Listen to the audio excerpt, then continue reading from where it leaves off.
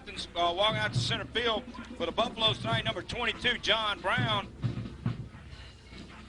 Should be number 35, LeJean McNeely, number 32, Wayne Spears, number 42, Paul Gautreaux, and number 80 should be Sammy Williams. Again, folks, if we're in error, it's because we're in these red uniforms tonight. Earlier in the season, we'd had a little mix-up. I don't know, have we ever corrected that, corrected the roster, Jay? No, we still have the wrong numbers. Well, we're going to struggle through it. If we call some young man's wrong number, it's not our fault. It's we're a victim of the jersey switch up in the middle of the season. Well, gentlemen, you know, over the weekend we had quite a significant change, and it's going to change the face of high school football for a long time to come. We're going to 5 Quad A next year, and Baker High School is going to be in District 5 of 5A. I don't know how to say it now. Quint A doesn't sound natural, but we're going to be in 5 Quint A after this. And who knows, this may be the last time we play Central for a long time, because we're going to lose Central and Capital High School and pick up the tough Catholic High School Bears and the Lehigh Rebels in our district starting next year. That's exactly right. What they're going to do statewide is be taking the leaders, the top couple of teams out of every district to compile these 5 Quad A districts. Now, let me say, 5 Quad A is new in Louisiana, but Texas has been having it, and some of the other surrounding states have been having 5 Quad A for many years. That's just another classification as far as... No, we can't say Quad A. It's no, not Quint. Quad A. It's Quint. 5A. 5A. We just have to call it 5A because it's too hard to say Quint. Well, we might have been just talking about 4 schools.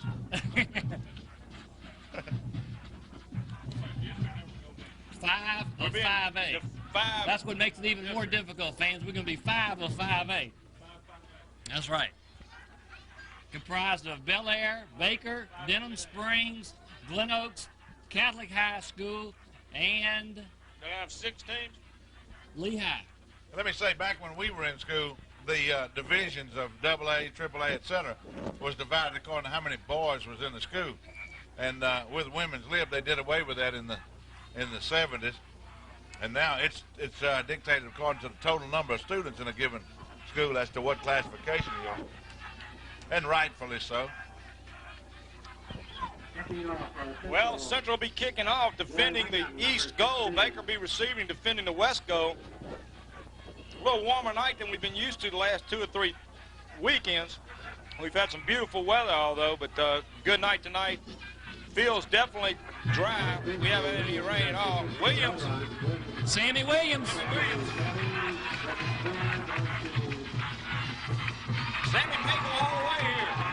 Sammy Williams. All the way. Sammy Williams taking the opening kickoff, going all the way for a touchdown. Buffalo's on the scoreboard. It reminds us of the Acadiana game. Remember when Sammy Williams took the kickoff on the opening kick and set us off to a great night? 14 seconds gone on the clock, and Baker leads by a score of 6-6. I don't know whether to laugh or cry. You got to kind of feel for those young men over there. Every one of them stayed through this whole season has a heart as big as gold. But they're going to make fine citizens in this United States. You can believe that. Hanging in this season like they have.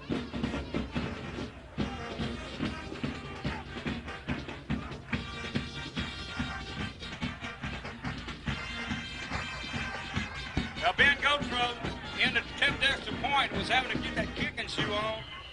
We're going to get a penalty.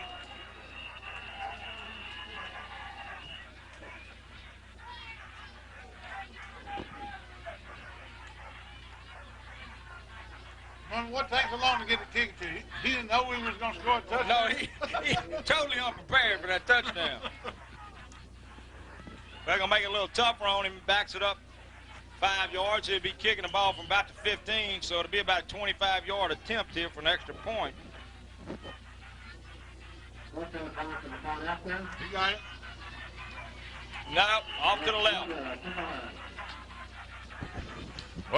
Well, I don't know why we didn't call timeout. He definitely had the distance, Sid. He had plenty of distance. He went into the bleachers. Well, I guess because we play in Central, that's why we didn't call timeout. But I think if it had been last week against Denham Springs, we probably would call a timeout, give them time to get set and not take the 5 yards. Well, there goes the probability of a scoreless tie, fellas.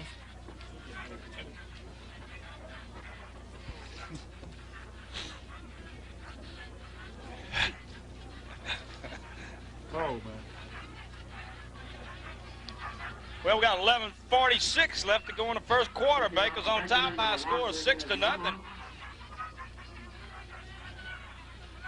Sammy Williams taking the opening kickoff, going all the way. I don't know how long that was. 80 yards. 80 yards. Took it on a 20.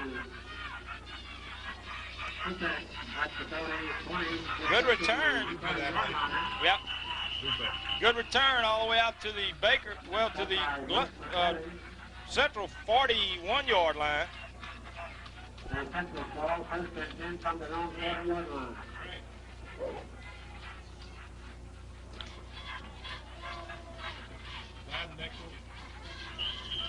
Backfield, White, Perfect, Daniel, and Blanchard.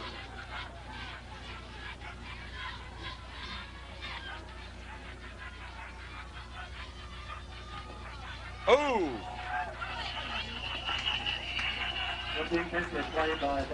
Darren Berninger. Number helped there by number 77, Ken Hilton. Loss of 3 on the play, back to the Central 37-yard line. Brings up 2nd and 13. John Brown, number 22, Ben Gotro, number 20 at the cornerbacks. Number 80, Sammy Williams, and number 27, Ken Gooden at the safeties. Linebacker 42, Paul Gotro, and 32, Wayne Spears. Second down for the Wildcats. This is their first possession of the night's ball game. Number 77, Hilton, all over the pitch man. Another loss on a play.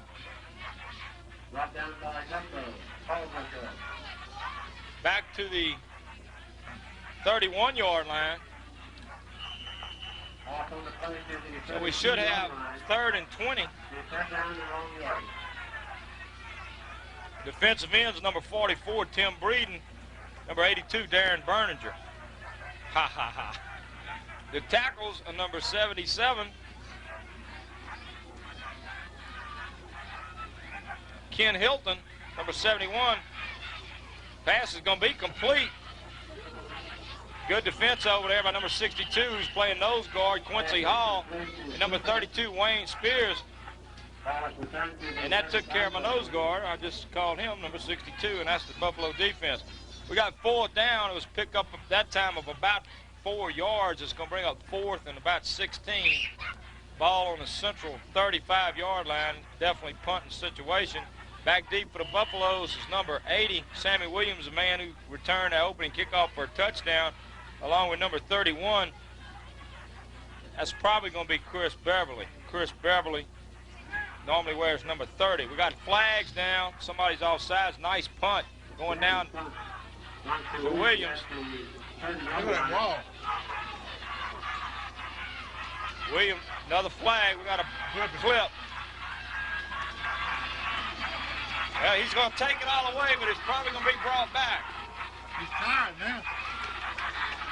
Well, this is another touchdown by Sammy Williams, his second of the night's contest, but this one's going to be brought back. We had a flag at the conception of the play on the line. We had another flag downfield here. It looked like possibly a clipping call.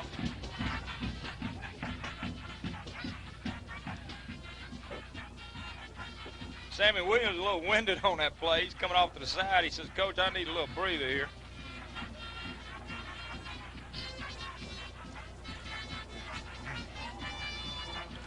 Sammy probably hadn't really recovered after that first touchdown, but they're going to bring this one back, no doubt. They're talking to Central. I imagine both flags are probably against the Buffalo. If the Buffs were all sides, it's going to be mighty close to a first down. Now, I'm going to tell you, we can tell right now how good a stat man is if Jay Brown could tell us how many miles he ran to get down to that other end zone. I think he switched sides of the field 2 or 3 times in the route. We only count as wore himself out before he got down there. we only count as the crow flies. That mountain is zigzagging doesn't count. All right, what do we got here?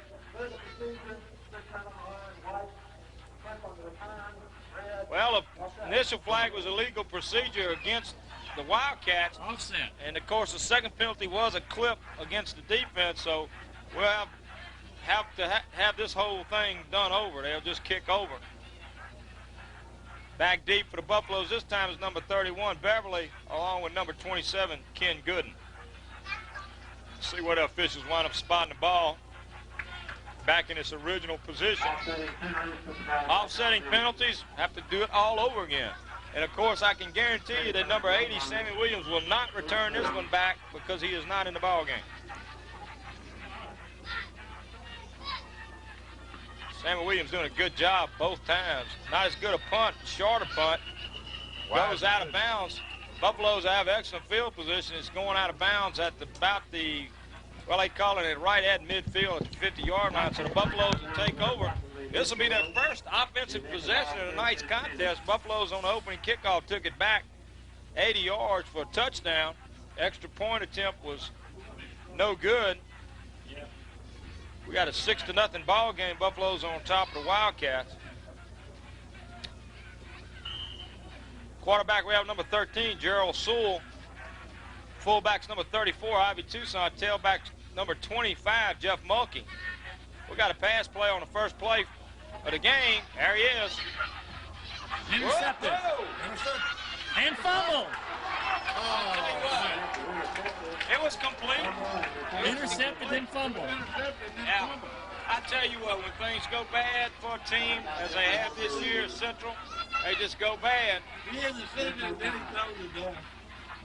I tell you what, that was just one of those things. Buffaloes come up with the ball after that long pass play, interception, fumble, and then recovery. Buffaloes have first and goal at the Central 5-yard line. Greg, I tell you what. Y'all had white helmets when you played, didn't you see it? That's the only thing I see any different from that Central team in your senior year. You're about right. Well, we got a little offsides there. I don't know who they're going to call it against. Maybe one of Baker men might have moved. See, this is the kind of thing that drives the statistic man crazy. You don't get credit for the 40-yard pass because it was intercepted. Yeah, how do you stat that, man? We got It's an interception. We got number 35, McNeely, in the ball game, along with number 31, Chris Beverly. Center's number 74 for the Buffaloes. Dead ball foul against the Baker, against the defense, Central.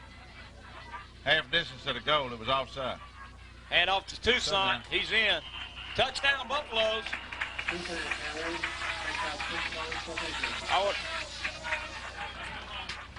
We got 8 minutes and 48 seconds left to go in the first quarter of this contest. And Buffaloes are on top of the Central Wildcats by a score of 12-0.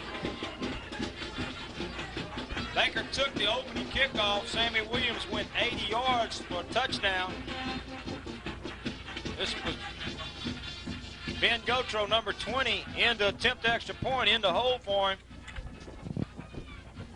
Number 6, Vic Todd. Long enough. Good. This one's good. Ben Gotro splits the uprights with a lot of distance left. I believe if it gets down to the wire tonight, he can't kick a field goal, Sid. I don't know if we're going to come to that.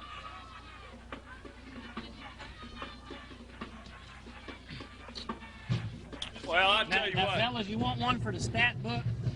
Baker High School officially has had the ball for 31 seconds of offensive time, and they got 13 points on the split board. Well, this is exactly what we figured tonight's contest would come down to.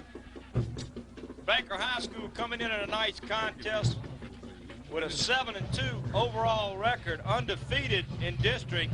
Only obstacle in their way was to defeat Central, and they would clinch sole possession of first place in 7 quad A. Nice kick going down to about the 14-yard line. Boy, it's a good athlete right there. He returns a fine athlete. Young Strupek. I think that's Robert's son. It is. Who played at Glen Oaks, went to LSU, and holds a SEC record in the shot put. Fine athlete.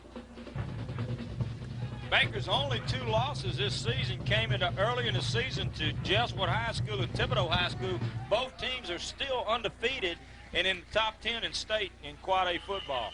So we didn't lose to any slouches this year, I can tell you. I tell you what, Jesuits got one to bite off this Saturday. They play in New Orleans against Shaw High School, number 2 team in the state. So we're going to see what they really made of.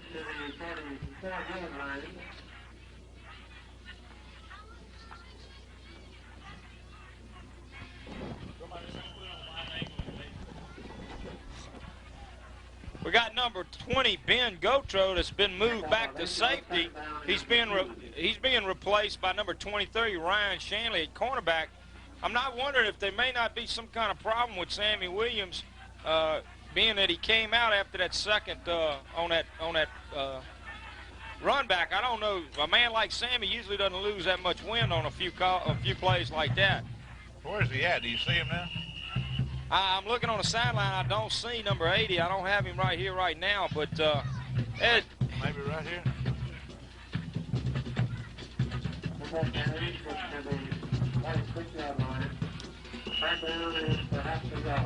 We got a 3rd and 1. A 3rd and 1 for the Wildcats. Right here by number 85, I think, huh?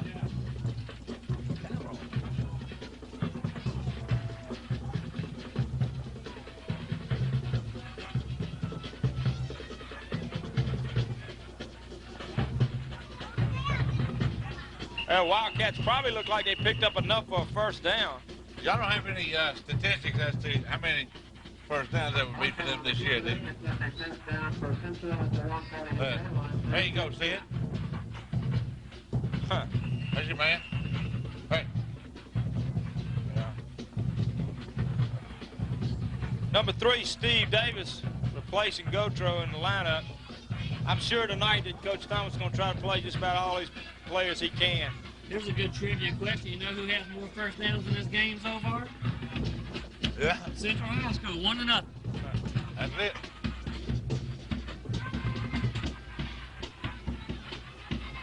Boy's got an arm on him. Well covered out there by number 42, Paul Gotro. Also in the ball game for the Buffaloes is number 29, James Jernigan, who is playing the other cornerback over there in place of number 22, John Brown. Number 20, Ben Gotro, goes back in the ball game, replacing number 3, Steve Davis. Buffalo's staying with their first team line and first team linebackers. However, they've been swapping out some players in the defensive secondary.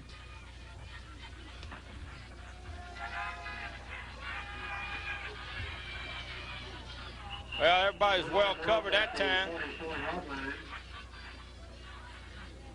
Ran out of bounds on about the 44-yard line. It's going to bring a loss on the play of about 4 yards. Let's call it 3rd and 14.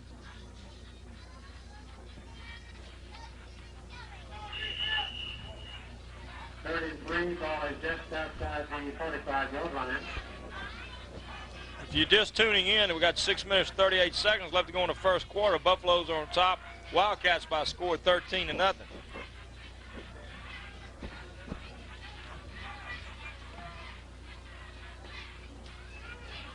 Hand up off the, Strupek, it's good yardage right up the middle down at the Baker 45-yard line. Gonna be short of a first down. Brings up 4th down. 4th and about, let's say 4th and 3. 4th and 3. Punting situation, I'm sure Central will elect to do so. Back deep for the Buffaloes is 31. Well, no, I don't think they are going for it. Baker having to shuffle some players back in the ball game. What down there? 4th down. It's 4th down. They're going Kick for it. returns have been some of the most dangerous things for them to do, so perhaps it's safer for them just to, there you go, look here.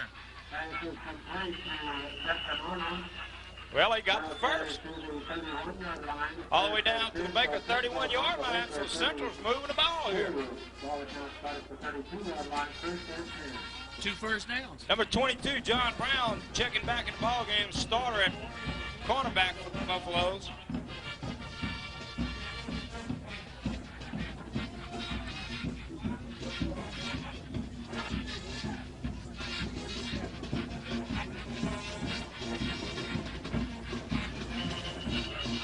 Well, Darren Burns, all sides on the play.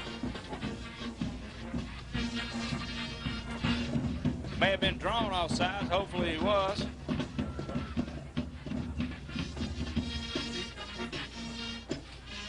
Darren, an excellent defensive end for the Buffaloes, as well as number 44, Tim Breeden. I tell you, the Buffalo defense playing outstanding football just practically the entire season.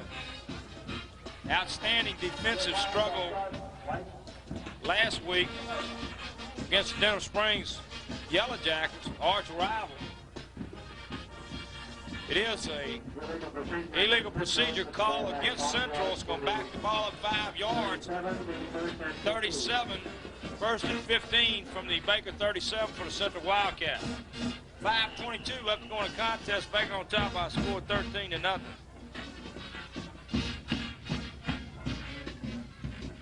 Well, picks up the, look like Strubeck.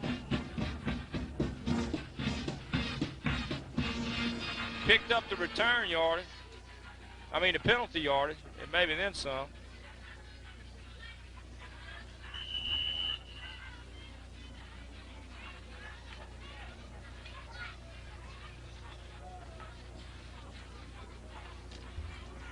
Sid, I want to know one thing. Since you're the chief of police of our fine city, if we got to play Santa Maria, you going to let them bring that cannon over here and discharge it in the city limits? Hey, bring that cannon, the cannon and them going to jail. All right. Of course, they're not going to be able to fire it anyway. Good job out there, number 44, Tim Breeden, number 71, Anthony Isaac. Yeah, they don't fire the cannon unless they score a touchdown. So they don't need to bring no bullets. They're not going to fire it here. Oh, yeah, our first playoff game next week, Baker cinching first place in the district. Even with an unforeseen loss here tonight, they would still have the home field advantage because by virtue of them beating both Glen Oaks and Denham Springs during the regular season. The layout is the first place team plays host to the second place team of the District 6 Quad A. So tonight's second place for the District 6 Quad A will be decided between Ascension High School and Santa Maria. They're playing head up. Catholic High School's already cinched first place berth in that district, I think. So historically, folks, where we played Santa Maria in the playoffs, we've always went down there because we were representing the 7 Quad A as the second team, and they had always won their district. So this year, as luck would have it, we're going to get to play host to the Greg, Santa Maria Gators up here. And I just love that because I don't think we got enough press box room for them myself.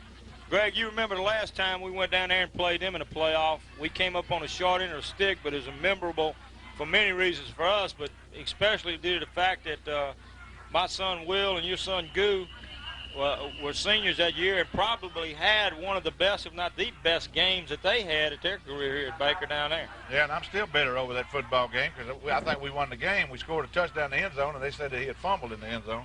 He had definitely crossed the plane. We showed that on the film over and over.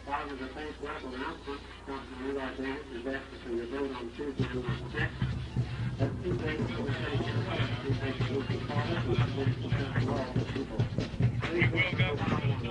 He said we will televise all the playoff games as far as we go.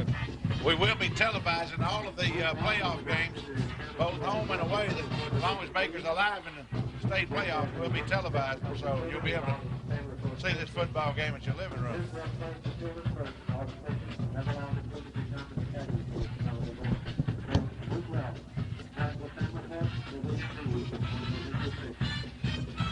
Well, Central calling a timeout here to talk things over. I think it's a 4th down play here, 4th and about 13. Ball's on the Baker, let's call it the Baker 35-yard line. Central definitely going for it. No way that they could. Well, you know what happens when they punt, we run it back for touchdown, so.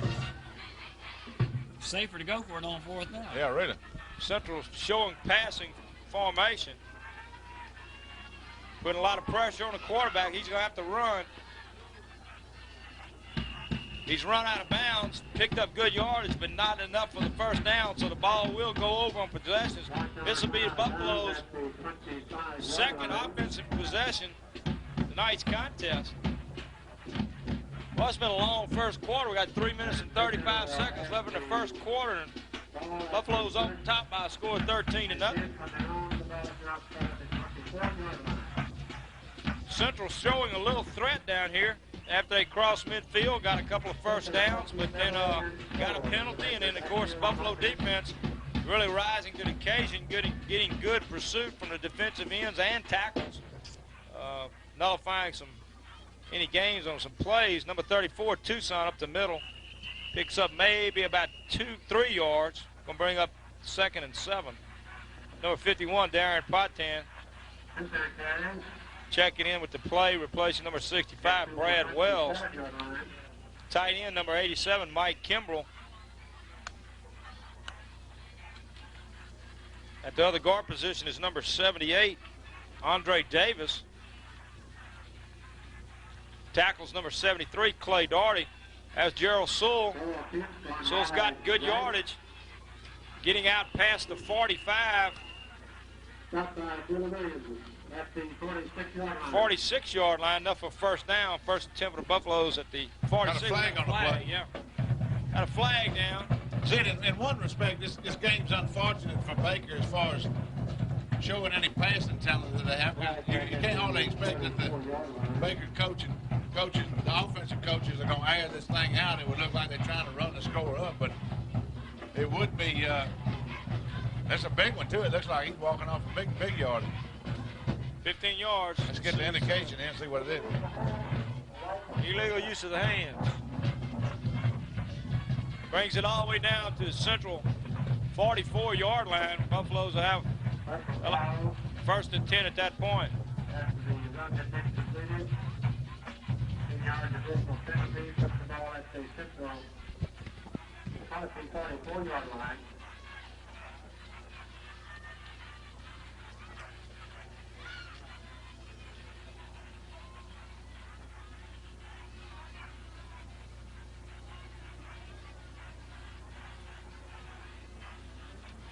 Try to get something for you at halftime on Sammy Williams, number 80. He hadn't gone back into the game after that second touchdown. He ran back for on that punt return, but was called back on the penalties.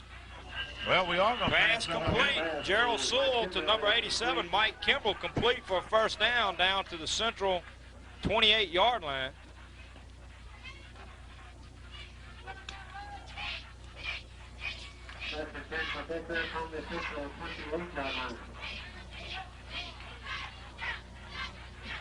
Center in the ball game is Chris Lindsley. Normally wears 53, but he's got number 74 on tonight.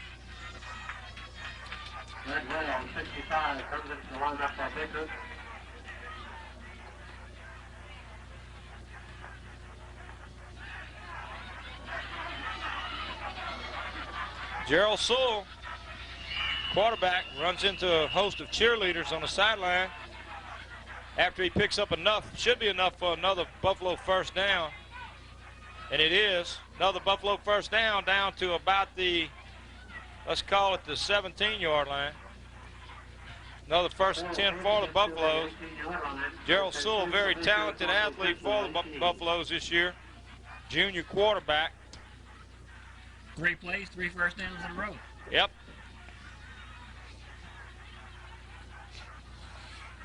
Stat man, John Brown. Number 25, Jeff Mulkey, running hard down to about the 10-yard line. Picks up 7 yards. It'll bring up 2nd and 3. Ball at the Central 10-yard line. Press box is wrong. It was 7 yards. Said it's under 2 minutes, 1 minute and 50 seconds to be exact when the clock's running. Baker threatening again with a touchdown and an extra point would be 20 points. That's in 1 quarter. Then times 4 would be 80. That's not. No, we're not going to do that. We're going to hold back. I predict we're going to see the rest of the team playing by about 6 minutes of the third quarter. They got enough for a first down, it looks like, on a second and a third effort. You got it. You're not going to hit him down with just pushing on his shoulder. I'm sorry, Jay. We interrupted. What was you? Oh, I was going to make a prediction. What's your prediction? 6 minutes of the third quarter, we'll see some new faces. New quarterback, new running backs. Lots of young men who have to work hard during the week to prepare them first teamers are going to get a chance to play some ball tonight. Well, Coach Thomas knows that for his younger players that he has to rely on next year, and a lot of these ball players, as you say, have practiced just as hard as the rest of them all year long. This might be their last chance to really see any action. That's 6. Jeff Mulkey taking it in from 5 yards out, first and goal. Buffalo's back up on the board. Minute and 3 seconds left to go in the first quarter play here at Wedge Kyes Stadium. Let's see the Buffalo on the board. Buffalo's on top of the Wildcats by a score of 19-0. Y'all see that Buffalo up there? Every time Baker scores, it snorts some CO2. I wonder if we brought enough CO2 here tonight. I don't know. Ben Gotro in to attempt the extra point in the hole, number 6, Vic Todd.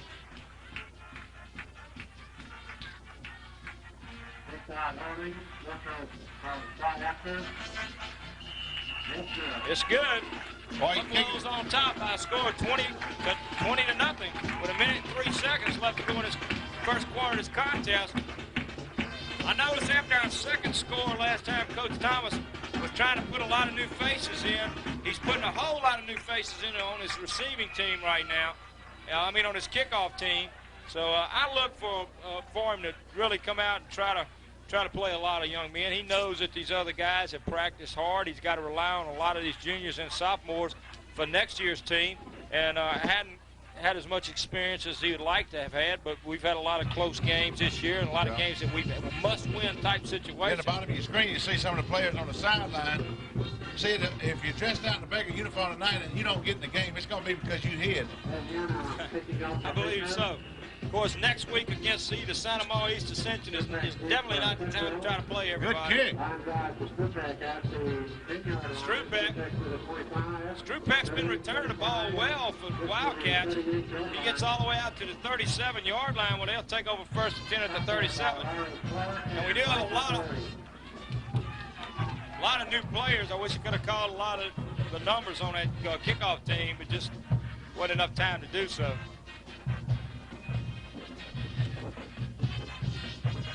We're still in the first quarter of play, folks, with 55 seconds on the scoreboard. Baker leading the Central Wildcats by a score of 20-0.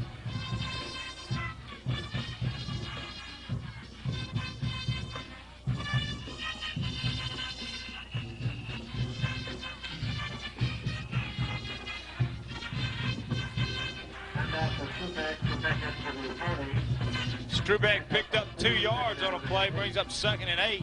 Ball at the Wildcat 40-yard line. Clock's running with 35 seconds left to go in the first quarter.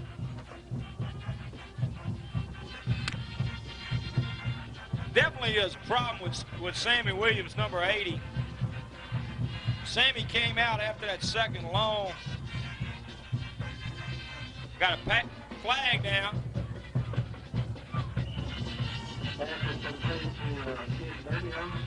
Tackle made by number 22, John Brown.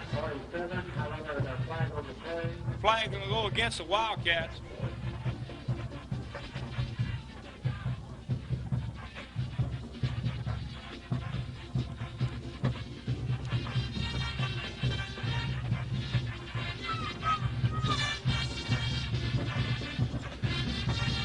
See what the indication is. Must have been holding, said it's 10 yards. How'd you know that? Has he stopped when he got to 10 yards? No, that was holding. That's why it's a 10-yard penalty. And that's what usually happens on the pass play. Yeah. I'll go along with it. It's 2nd and 18. Ball all the way back to the Central 30-yard line. 11 seconds left to go in the first quarter.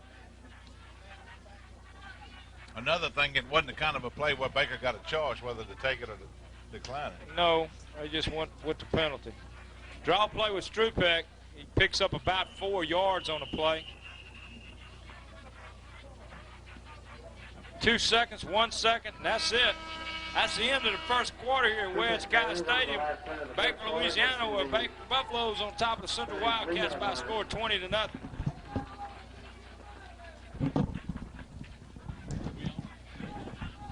I want to take this opportunity while it's a break here between the quarters to plug a hometown boy seeing who's in that judges race in the East Baton Rouge Parish, Mr. Duke Welsh.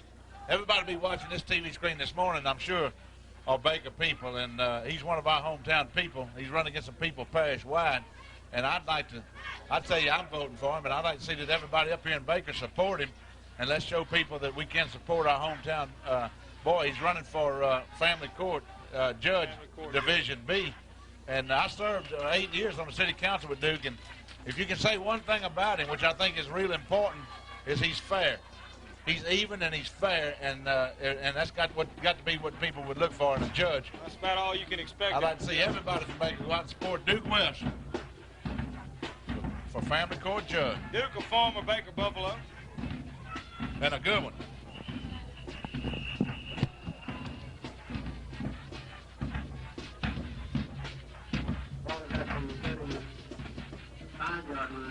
Pickup of about 1 yard on a play is going to bring up 4th and 13.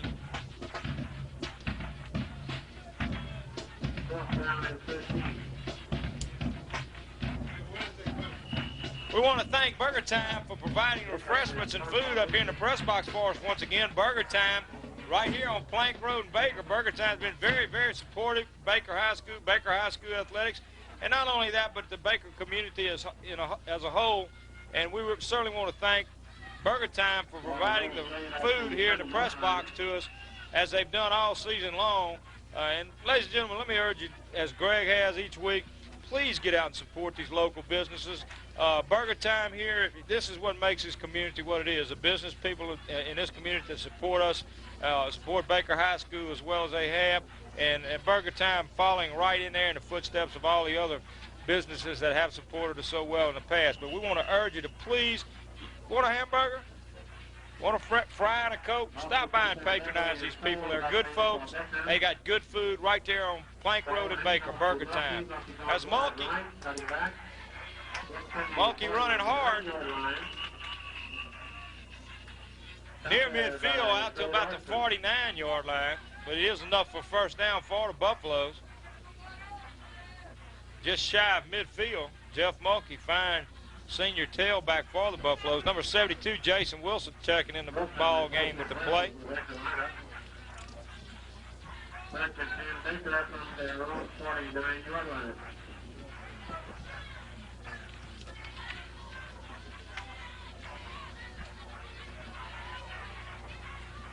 Just starting the second quarter play. Ooh, well covered. Good pass. McNeely.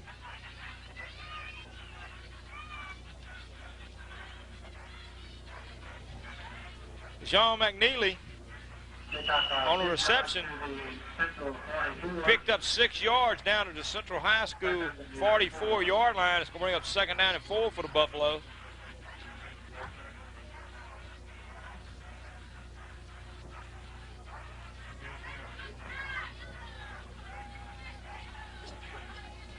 Oh, good play.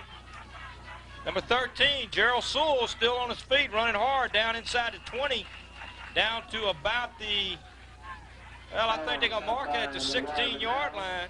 Boy, that was a good play. They took the fake man, they leveled him out, but for a second there, I thought he had the ball, but in fact, number 13, Gerald Sewell, kept the ball, picked up a good yardage and another first down to the Central 16-yard line.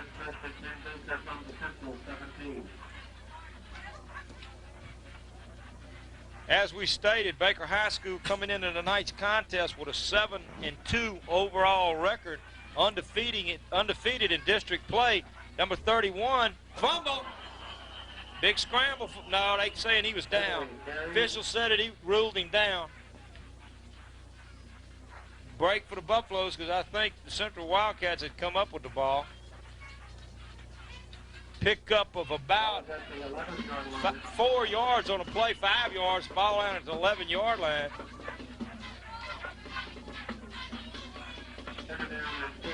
Second and 4 for the Buffaloes.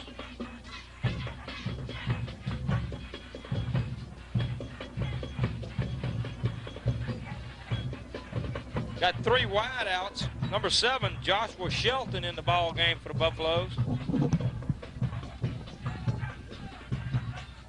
little short. Yeah, a little short pass. Strupek back there all over the quarterback. You know, that hurts in quad A football to have to play so many players both ways, both offensively and defensively. It's almost impossible at this level of play to survive this level of competition, having to have most of your players going both ways. And as we stated at the start of this telecast, if we get a shot on the far sideline, Central only dressed out something like 24 ball players, 26 ball players. So, you know, they've had their problems this year. Number 25, Mulkey. He's in. Touchdown.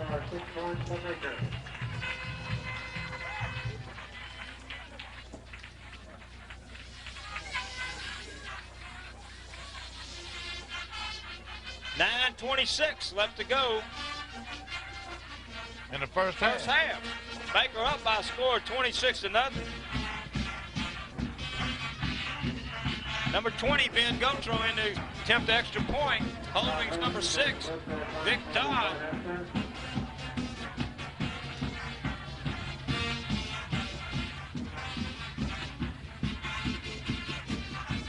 It's good.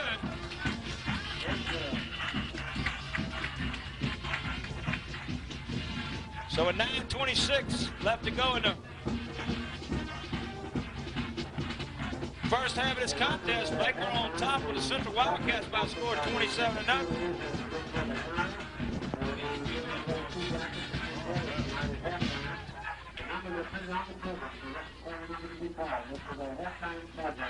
See it, other than the point after on the first touchdown, which we were late getting out on the field, had a penalty on the play. Ben Gotro had been perfect so far, and he's kicking that thing with some distance, along with the accuracy. He had the distance on the first kick, but maybe the 5-yard penalty threw him off just a little bit. It looked like it was good, but it was just outside the uprights. Without that 5-yard penalty, it might have been in the upright. Ben Naziana kicking off for the Buffaloes. Going short to the 23-yard line. We got a fumble. Looks like Buffaloes have the ball.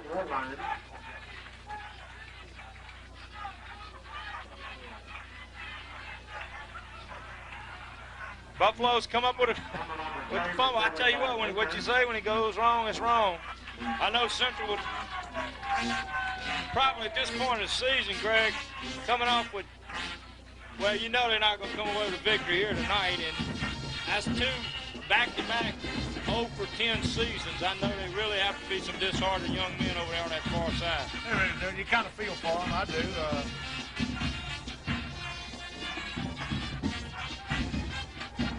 You got to got number 6, Vic Todd in the ball game at quarterback. Number 5, Jason Easley, the ball carrier. Got a lot of new players in there on offense for the Buffaloes. Did I say 9 minutes of the second quarter? Is that when I said the new face was going to be in? Second 9 quarter. minutes of the There it is right now. You called it. 9 minutes of the second quarter. We got new faces. Number 5, Jason Easley in the ball game at tailback. Number 33, Gerald Edwards in at fullback. Number 6, Vic Todd at quarterback. Has a handoff to number 33. Good yardage. We got number 61 in the ball game. Should be at a guard. Well, 61 is not listed on the program. Sorry about that. Number 64, Darrell Jackson's in the ball game for the Buffaloes. Number 52. Well, that's not Barney Broussard, so that's another banded number we have here in the program. We're going to apologize to you right now for some of these people because we don't, with the jersey changes, with these red jerseys that were damaged, some of them were damaged earlier in the season, have been replaced, so some of these numbers, we don't know who they are. Number 33. All the way down inside the 5, and ladies and gentlemen, Baker doing this with their second team in there. We got number 1, Ben Nagiana, in the ball game with the Buffaloes.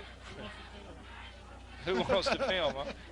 We're going to have a guest cameraman here in this ball game. I think Birch want to get down and dress out. We're going to try to give you as many of these numbers as we can, but as we say, ladies and gentlemen, we certainly do apologize for some of these kids out there that we can't call a number because they got a different jersey on. Number 86 is in the ball game, Tony LeBlanc, along with number 50, Chris Baxter. Jason Wilson, running hard, gets down close to the goal line. That's down. No. Right, now, He just raised one hand. Excuse me. Jason Easley rally. Jason Easley running down close to the goal line. Picks up 2. It's 2nd and goal from the 2.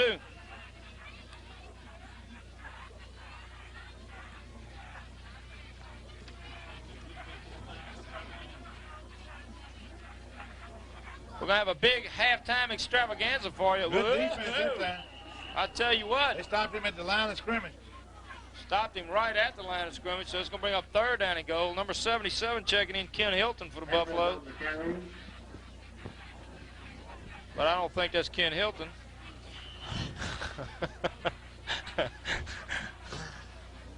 Ladies and gentlemen, I do once again apologize, but there's nothing, absolutely nothing we can do about it.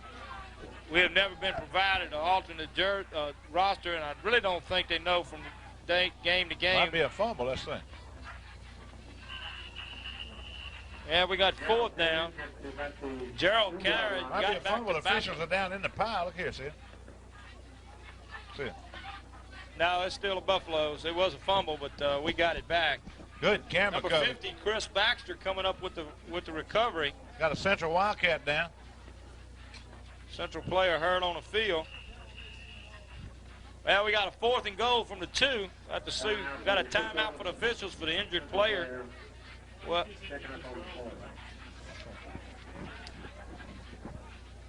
as we were saying, and I'll say it one more time, ladies and gentlemen, so please don't get upset with us, but we know a lot of these young men that are going in now have not seen much playing time, if any, during the season, and we certainly want to recognize them. But as we stated earlier in the year, some of the red jerseys were damaged, and they come out here just about every time in red jerseys with different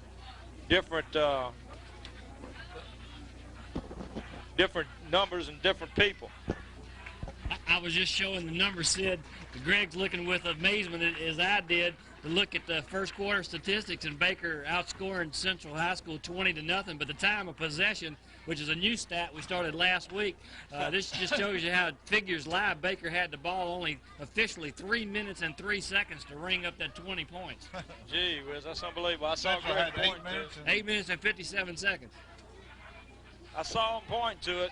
All right, we got a 4th and goal. Let's do it down, listen, folks. We got a lot of wideouts on the far side of the field. We got flags down, too. Pass is complete, but it's no good because of the flags. I'm sure this against the Buffaloes.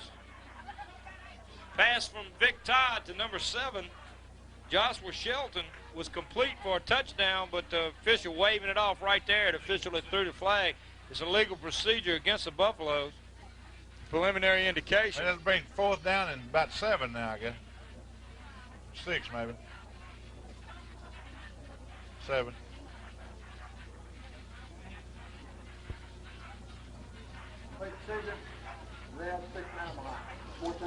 Illegal procedure 6 against the men on the Buffalo. line. Last week we did wonderful with no penalties. This is the first penalty, 6 minutes into the second quarter. I'll tell you what, the game previous to last week's contest, we had 12 penalties, so we went from 12 to 1 penalty last week. Outstanding. Of course, that was another outstanding pass effort. play, probably. Same play.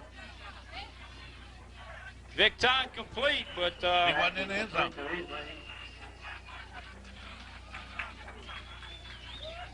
However, the Central defense formed and will take over on down. Central defense bowing their backs when Baker got down there with the second team offense in.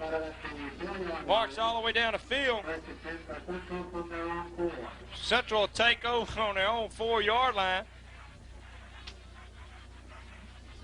We got a lot of new, well, not a lot, but we got some new ball players in the secondary for the Buffaloes. At safety, we got number 14, Mike McClary. At one cornerback, we got number 29, James Jernigan. And at the other cornerback, we got number 23, Ryan Shanley. Baker, for the rest of the players, though, had their first-team defense still on the field. Number 28, Troy Mathey checking in the ball game. Probably will be at a cornerback, and it is. He's replacing number 29, Jernigan. Strupek carried the ball that time for the Wildcats.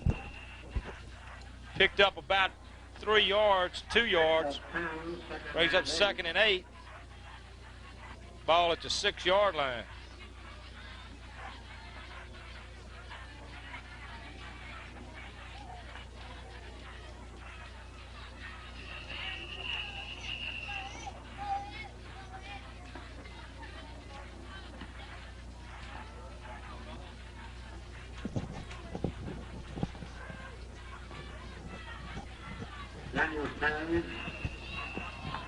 Wedge, you picked a good one to ride over here from Texas on, son. Got a guest with us in the press box, a former Baker Buffalo, Mr. Mike Caton, better known as Wedge Caton, back in his days here on the Baker Gridiron. Drove over from Waco, Texas. Be with us for tonight's football game.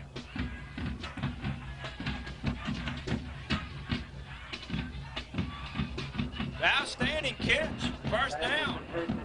Quarterback was deep in his own end zone running for his life, got the pass off, and we got a first down all the way out here to about the 23-yard line.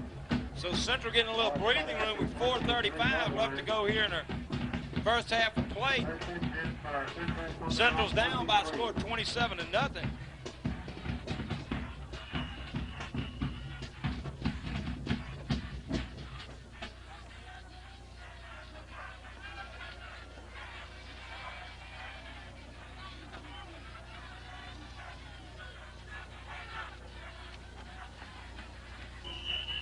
Nowhere that time, whole host of ball players all over him.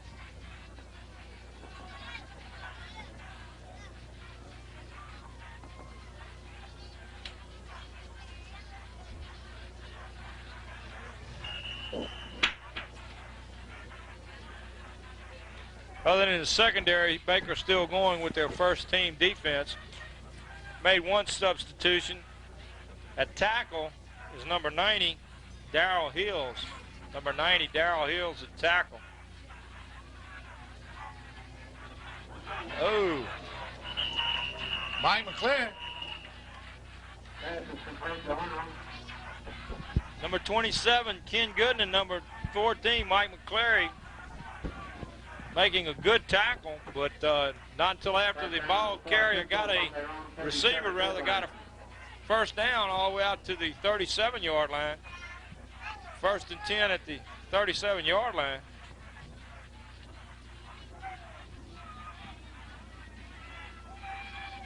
Ken Gooden having a little equipment problem after that collision with the Wildcat receiver.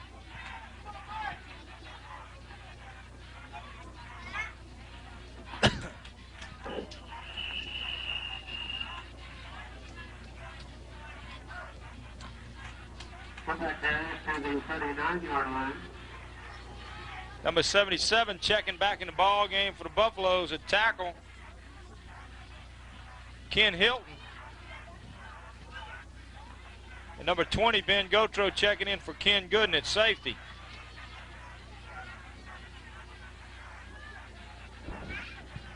Second down and 8 from the 39.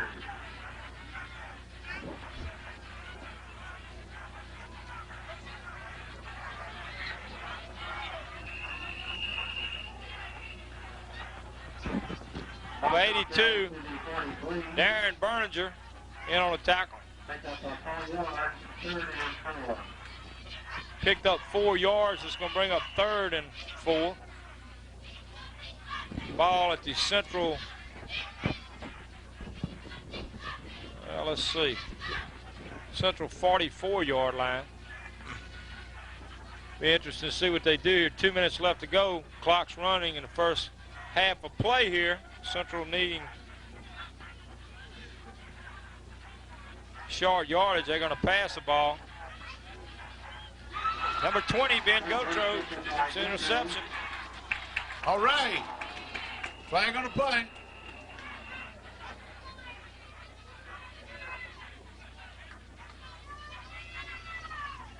Clipping against Baker. Ben Maddie got tripped up and fell there. He knew he had a little more yardage on the play if he'd kept his feet. But it turns the ball over on a third down play. We got a flag down. It is a clip against the Buffaloes. Buffaloes still retain possession because the clip occurred after the interception.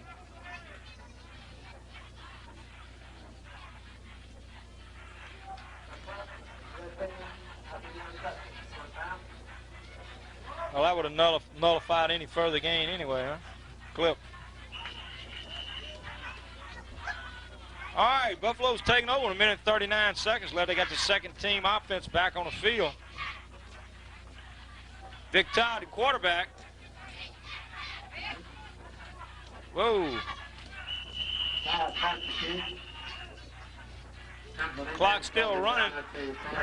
1:27. If you just tune in, the Buffaloes on top by a score of 27-0.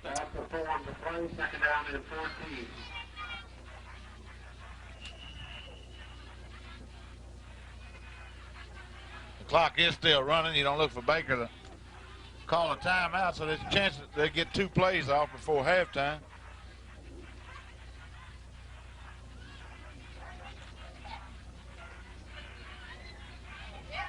Big Todd, absolutely nowhere to go. Everybody covered.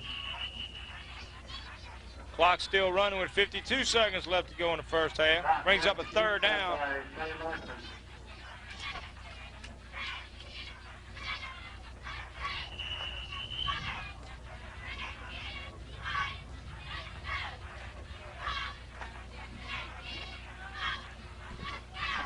Third down and 15.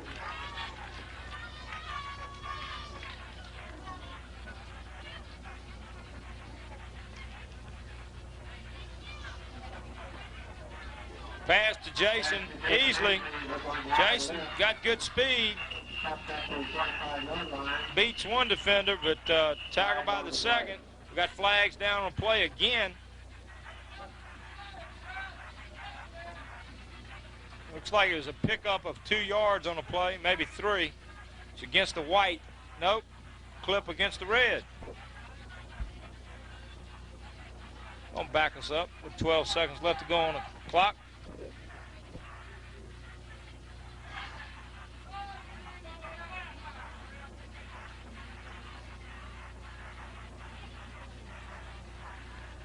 I don't know what they're doing here. I think they're going to decline it. Clip against Baker. It's 4th down. It was declined, Greg.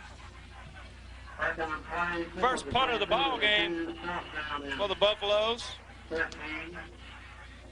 Coming here with 7 seconds, and we probably won't even punt the ball. Well, but if we ever had a fake punt, we need it now. That's the end of the game. First half of the game there it is. And the Buffaloes head to the dressing room, folks, for halftime, leading the Central Wildcats in this last regular season game. Leading the Central Wildcats by a score of 27-0. The 1990 first place 7 Quad A champions, Baker Buffalo. Want you to stay tuned for the halftime extravaganza that you're going to see here.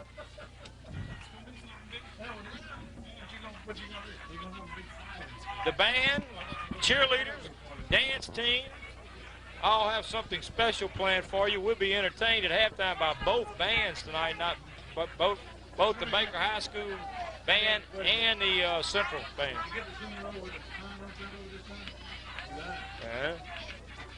Supposed to be, yeah. We're not doing anything right now, are we? Oh, okay. And now, ladies and gentlemen, for your halftime entertainment, the marching band from Baker High School.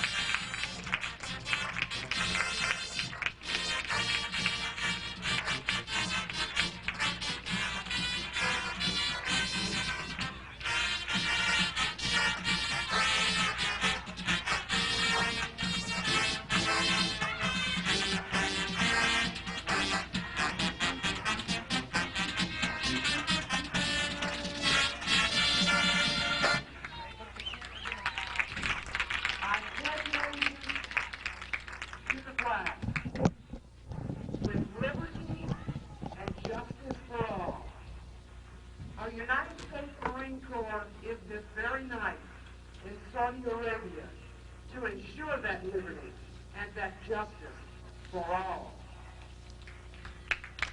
Ladies and gentlemen, you're being entertained with this halftime extravaganza. Very patriotic thing tonight. Last regular season home game.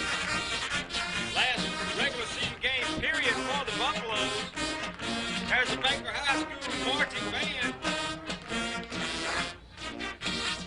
Under the direction of drum major Sandy LeGrand, drill master Andy Landry, Shannon Hurst, Trent Johnson, Mike Gaspard, and Kenny Gerald.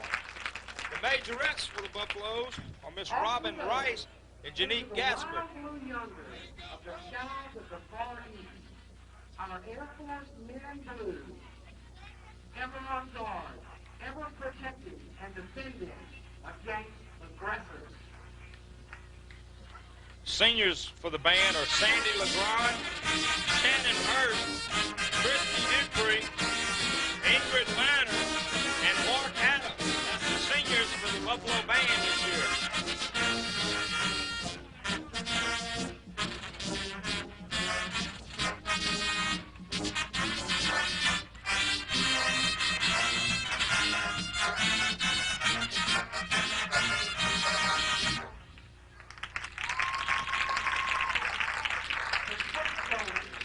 The heart and the backbone of democracy.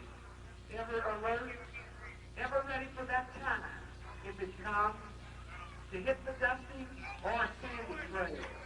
The caissons go rolling along. There's the award-winning Red Line dance team for the Buffaloes. Our ascot this year is Miss Ashley Hicks. Shannon Kemp, the co-captain. C.J. Perrault, captain. Wendy Hicks, co-captain. Also is Lauren Potan, Paula August, Michelle Galden, Michelle Baxter, Melissa Tanner, Christy Owens, Jennifer Jenkins, Lori Bateman, and Heidi Dunnigan. Seniors on this year's squad are Wendy Hicks, Michelle Galden, Michelle Baxter, Christy Owens, and Lori Bateman. Ages away, off to the Persian Gulf, whether transporting troops, supporting the ground forces, or just standing guard, our United States Navy serves us with pride.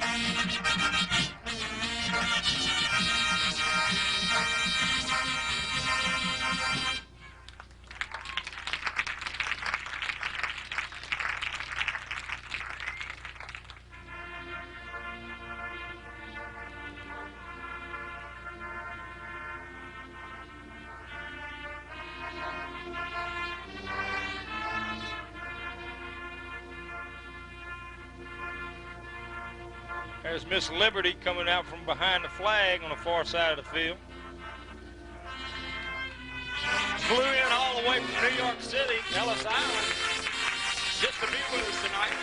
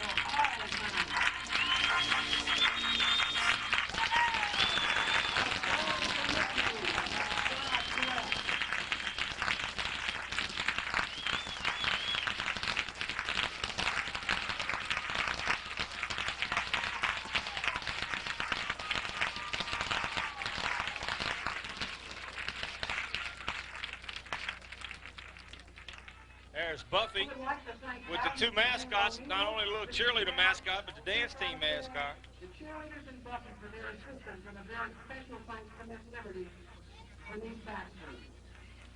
And now the seniors would like to present our seniors in the band and our seniors in the dance floor. First, our drum major, Miss Sandy LeGrand. The seniors in the dance corps and the band. She is our drum major. She's played in our all-parish band for 2 years. She's a member of our all-state band. She was in the all-star marching band for 2 years. The Southeastern Louisiana University Honor Band. Sandy's an officer in Vega, a member of Mu Sigma, a member of the Women Band Directors National Association National Honor Band. Sandy is in Who's Who in music and Who's Who in high school. Superior ratings at Solo and Ensemble Festival. Sandy plans to attend LSU and major in music performance. Sandy LeGrand. Mark Adams. Mark Adams, senior. Son of Mr. and Mrs. John Adams. Mark's been a member of the Baker High School Band for 4 years and rated superior at the Solo and Ensemble Festival and has been a member of the All-Parish Band. Mark plans to attend Southeastern Louisiana University this fall. Mr. Dupree. Christy has been a member of the Baker Band for 4 years. She's the clarinet section leader, a member of Mu Sigma. She's in Who's Who among American high school students, a member of the United States National Band Awards. She's been in the All-Parish Band the last 3 years and a member of the All-Star Marching Band for 2 years. Christy plans to attend LSU and major in accounting. Miss Shannon Hurst. The daughter of Mr. and Mrs. Robin Hurst. 4 years in the band. She's our flute section leader. She's a drill master. She's a member of the Louisiana Youth Orchestra, the All-Parish Band the last 2 years, the All-Parish Orchestra this year, the LSU Honors Chamber Winds 88 and 9. She was a member of the Southeastern Invitational Concert Band this year. Who's Who among American high school students. Who's Who in music and a recipient of the U.S. National Band Award. A member of the All-Star Marching Band in 1988-1990. Shannon's a member of Dare to Care Club, the co-editor of the newspaper staff, a former member of the youth legislature. Shannon plans to attend LSU or Huntington College in Montgomery, Alabama, with a double major in music education and psychology. Ingrid Minor. Patricia Minor. Ingrid is a member of the 4-H Club, the newspaper staff, Dare to Care, the Science Club, and the Future Nurses of America. Ingrid plans to join the Army Reserve while attending Southeastern Louisiana University and major in nursing. Our Red Line members is Laurie Bateman. Laurie Bateman. And Charlotte Bateman. She's a member of Beta Club, Dare to Care, Mu Sigma, and has been a dancer for 1 year. Her future plans are to attend Louisiana Tech and Ruston and major in marketing and minor in fashion merchandising. Michelle Baxter. Daughter of Mr. and Mrs. Doran Baxter. She was captain of our color guard for 1 year. She's been a dancer for 1 year and a member of Dare to Care. Michelle's plans are to attend college and become a registered nurse. Michelle Galden. Michelle is a member of Beta Club, Mu Sigma, Dare to Care, and has been a member of the dance team for 2 years. Michelle plans to attend Louisiana Tech with a major in pre-law and minor in business. Wendy Hicks. Wendy is a member of the Beta Club, Mu Sigma. Wendy plays softball and is co-captain of the dance team and a member of Dare to Care. Wendy plans to attend LSU with a major in accounting and eventually become a certified public accountant.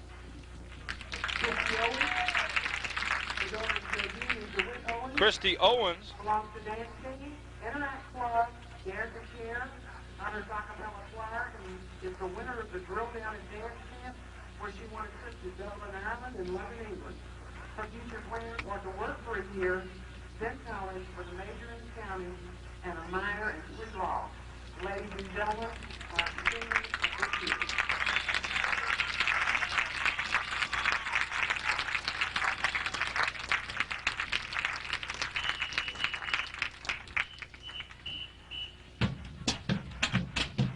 you see Buffy, Crystal Duncan, who's done an outstanding job this year as Buffy, along with the two mascots for the cheerleaders and the dance team. Mascot for cheerleaders, Melissa Rainwater, and for the dance team, Ashley Hicks.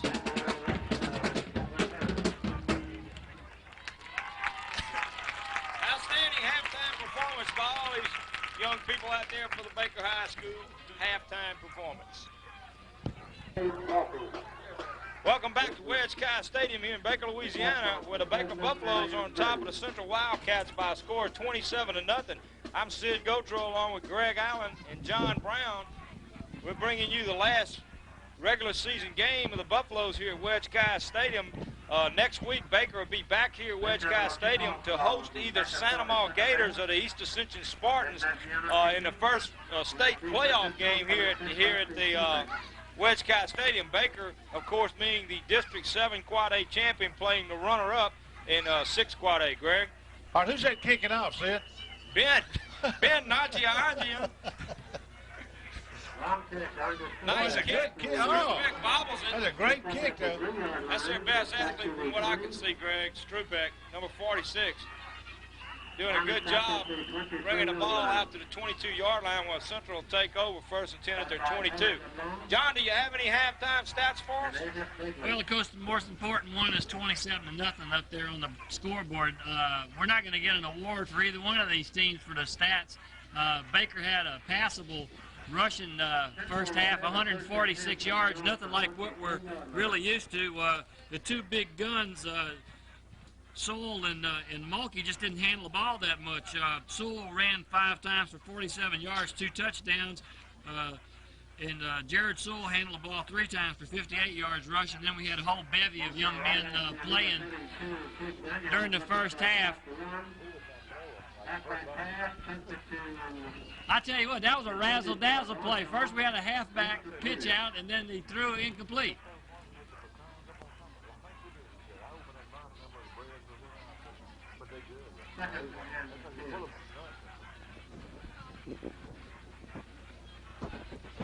John, you got any more stats for us? Well, we didn't have to punt any in the first half. That was kind of unusual considering the kind of statistics we had, but we didn't have to punt. We only had 2 penalties for 20 yards, which is, like we mentioned in the first half, a continuation of something we started good. We had several games in a row where we had over 100 yards in penalties, but we need to get those penalties, especially the ones where you're not thinking, out of our system before we get into the state playoffs. Folks, it's always fun to watch the Buffaloes play ball, but if you really wanted to be excited, you can get a view in this press box and see Susie Gotro unwrap this muffin up here, trying to get into that sucker. I'm just going to tell you, that's exciting. It's on. Don't tell me I hope it's not on. It's on. That is exciting. I mean, the concentration is there. She really is. She was just taking the time. Never bent that paper at all. We're going to save it. It's like Christmas paper. Yeah. We're going to use it again. Look at that bite. Oh, intercepted. In and out of the hands. Number 32, Wayne Spears, got tied up with number 27, Ken Gooden. Baker going pretty much with their first-string defense, Got a flag on the front, a couple of them. except that a couple of the offensive back positions. Number 28. Oh, we got a little flag here. Number 28's in there. Big one. Troy Mathey into the cornerback. Number 3, Steve Davis, is in at safety position. He's being replaced now by number 14, Mike McClary. Also in there is number 23, Ryan Shanley at the other cornerback. 2 starting cornerbacks, number 22, John Brown, number 20, Ben Gotro on the sideline.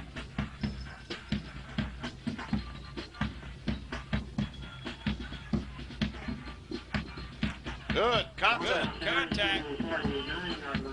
Should be number, let's see, I know number 23, Ryan Shanley, was over there along with number 32, Wayne Spears, who made the first contact. Ben Gotro in the game. Let's see who'll come out. He's going to replace number 27, Ken Gooden, at safety.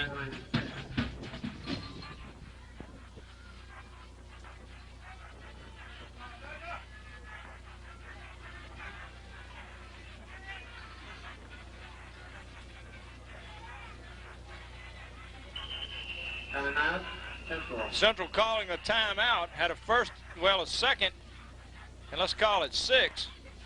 See, I think what happened, they seen Ben Gotro come on the field, and the coaches wanted to get a new strategy. I understand. There you see the cheerleaders on the sideline. The cheerleaders for this year, the little mascot for the cheerleaders this year is Melissa Rainwater.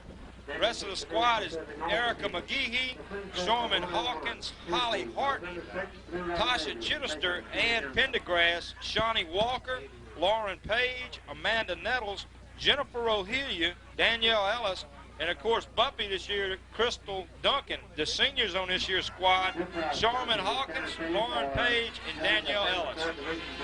Always doing an outstanding job for the Buffaloes. We've lost some lights on the field, Sid.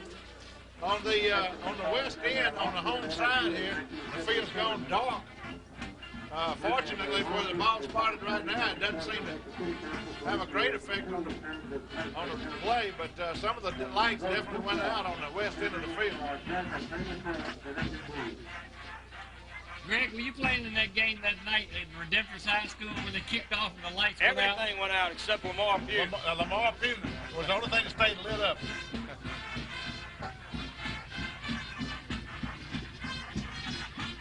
Got a Razzle dazzle. Halfback gonna be intercepted. In and out of the hands of number 14, Mike McCleary.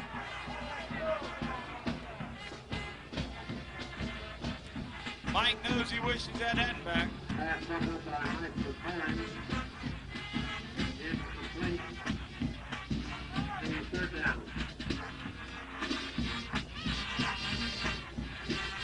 Still third down. Lamar Pugh is at the ball game tonight. He's sitting down in the bleachers with his wife. Former Baker great that we were talking about a while ago.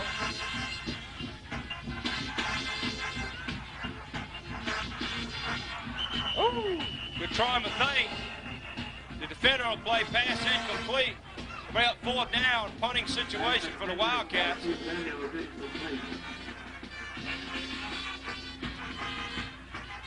Number 31, Beverly, and number 27, Ken Gooden, back deep to receive the punt. Where's the beef? No, that's...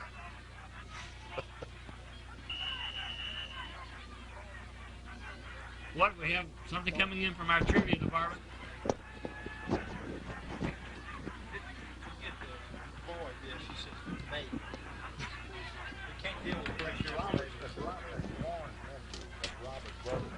Punt goes dead down at the Baker 22-yard line. Baker will take over for their first possession of the second half of this contest. We got 9 minutes and 20 seconds left to go in the third quarter. Buffalo's on top of the Wildcats by a score of 27-0. Said she knows what she's talking about. We ought to just go ahead and spill out the statistics, man. This is She's in the know. Where is Goo? Where is Goo when we need him now? Goo, outstanding cameraman all year long, and our producer, director, owner, operator of Trev is up here hollering for a cameraman. He's tired. He can't handle it all. Oh, Sewell! Nice. Oh, great play. Number 13, Gerald Sewell pitches back to number 25, Jeff Mulkey. Picks up good yardage all the way out to the Baker 43-yard line, enough for a first down. Oh, Sewell did a great job. Jeff Mulkey was trailing him in a perfect position for the pitch back. Good play. Well, I understand. No comment. He needs some Gatorade. I almost need a clarification from the official scorekeeper how you do that. Sewell kept the ball for the first 13 yards, then he pitched to Mulkey for the last 8. I'm going to have to split that one. Oh, good catch. Number 87, Mike Kimbrell. Mike Kimbrell taking the ball all the way down into the dark end of the field. Well, it's a little light over there. We get on this side into the dark end of the field.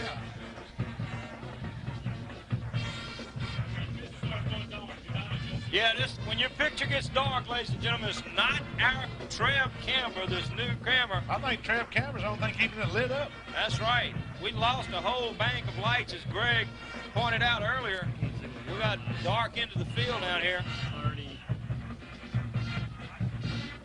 I noticed Mr. Easley sitting in the stands, custodian for so many years. He wanted to get up and go fix them, but said, no, I'm still in retirement. Gerald Sewell running hard. all the way down to, I would say, close to the 10-yard line. First down. From here. See where they spotted. It's inside the 10 on about the 7-yard line, looks like from here. First and goal at the 7. Baker has their first team offense in the ballgame to start the second half.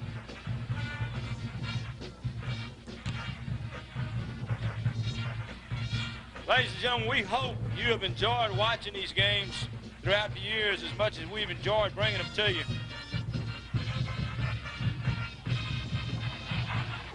Sewell's got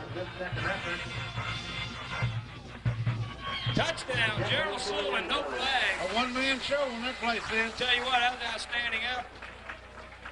You're right, Greg. Ladies and gentlemen, we certainly have. I think, what, Greg, this is our 8th year in bringing these ball games to the people here in Baker area. Yeah, we couldn't have done it without Bert Carson, who has Trail Productions here in Baker. A real bona fide, full-fledged production company with studio and everything in the Butler building. If you get a chance, stop by and see his facilities after he gets all of his equipment back.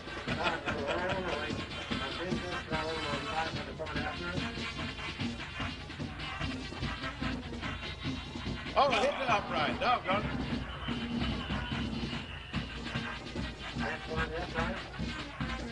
Well, point after was no good with 7 minutes and 37 seconds left to go here in the third quarter. Baker's on top of Central by a score of 33-0. And Greg, as you were stating earlier before that extra point attempt, we do appreciate the efforts by Mr. Bert Carson in bringing these games and starting these games and continuing throughout the years. You know, there was a period there kind of halfway through where we really kind of contemplated maybe not doing these games, and of course we were contacted by the parents and not only of ball players, but people in the band and the dance corps and just Baker fans in general who said they did appreciate and enjoy watching these ball games. We certainly don't profess to be professional up here. We do this because we like to do it. We don't get paid for it. Of course, we have had some calls from ESPN and people that might be, Well, that's right, but we're on the contract. We can't get out. There's a fumble, and they picked it up. There's a fumble-rooski. Play. I think that was another little Fumble-rooski. little design play, don't you? It looked like he might have set it down there. Is Bobby Baden on the other side? If that was a design play, there's some imagination there, I can tell you that.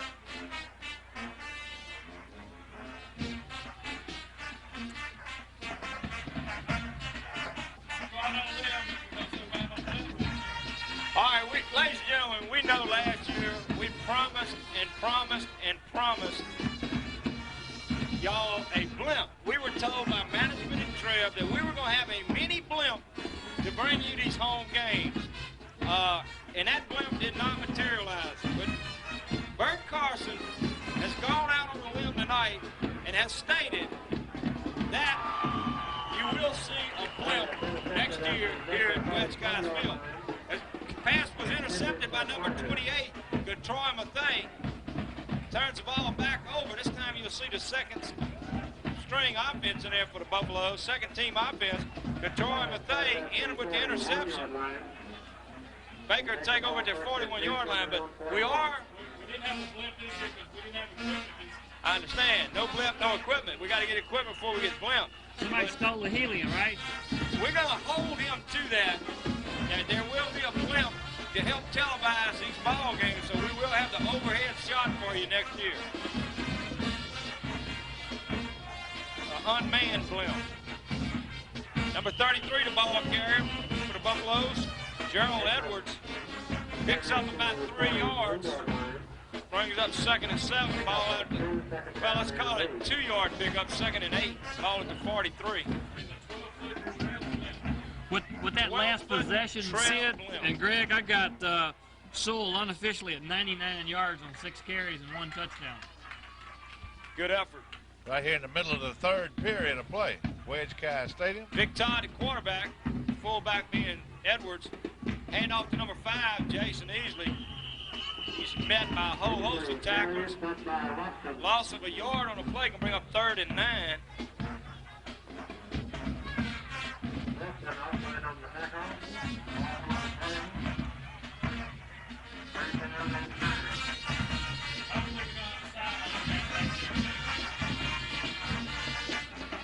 We've just been informed also that hopefully we'll have a sideline camera as well. So hopefully next year we'll have 3 cameras to bring you these games. An overhead camera from the unmanned remote control blimp, sideline camera, of course, a camera here in the press box. Big Todd back to pass, got some pressure on him, steps up, tries to run, gets back to the original line of scrimmage, picks, well, no, let's put it, picked up about a yard. Real 4th down. We should see the first punt of tonight's ballgame for the Buffaloes at this point. Unless there's some trickery here.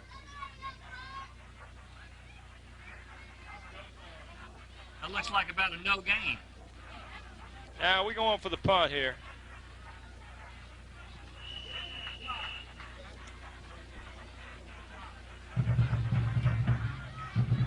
Got Tony LeBlanc in the punt for the Buffaloes, number 86.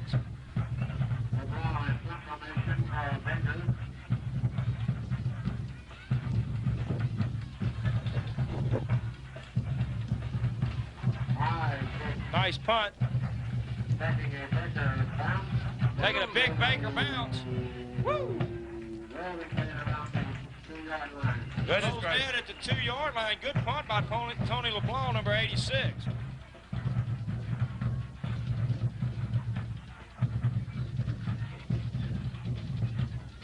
Ladies and gentlemen, we got 4 minutes and 48 seconds left to go in this contest. The Buffaloes on top of the Wildcats by a score of 33-0. Greg, I tell you what, I can't talk enough either tonight about the coaching staff. I know John agreed with me. We talked about it before the game. With the coaching staff and the young men's effort this year, you know, preseason Baker was just like last year. The talk around the town was we'll be doing good if we wind up 5-5 or 6-4 or something like that. But Baker's had an outstanding season this year, and not only have we had a good effort by the young men on the playing field, but we've had some good strategy by the coaches. You know, we went into that Glen Oaks game and changed our entire defensive strategy for that ball game, and it worked for us.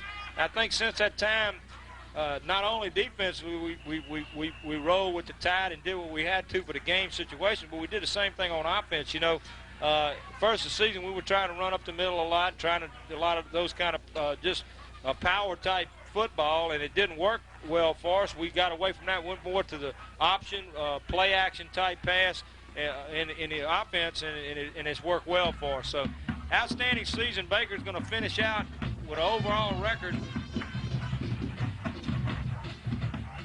Baker's going to finish out with an overall record of 8-2. As we stated earlier in tonight's telecast, the only 2 losses Baker suffered this year came early in the season against Jesuit and Thibodeau. Both teams are undefeated, and both teams rated in the top 10 in the state in Quad A football. So we lost to some very tough teams, excellent programs at both schools. Baker coming on back here to be undefeated in district play. And face mask against Baker that time, see? Well, you're highlighting the coaches, and rightfully so. These guys are professionals in what they do.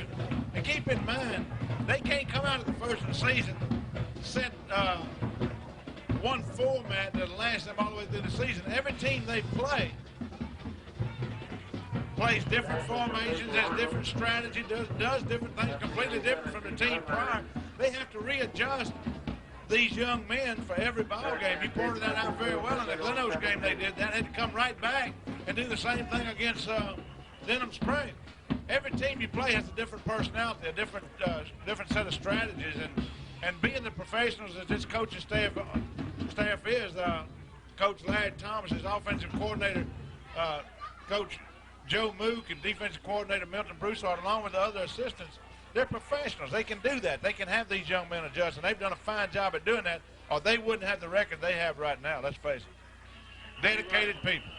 We got some new faces in on defense now. Defensive end, we got number 86, Tony LeBlanc, and number 84, Larry Clark.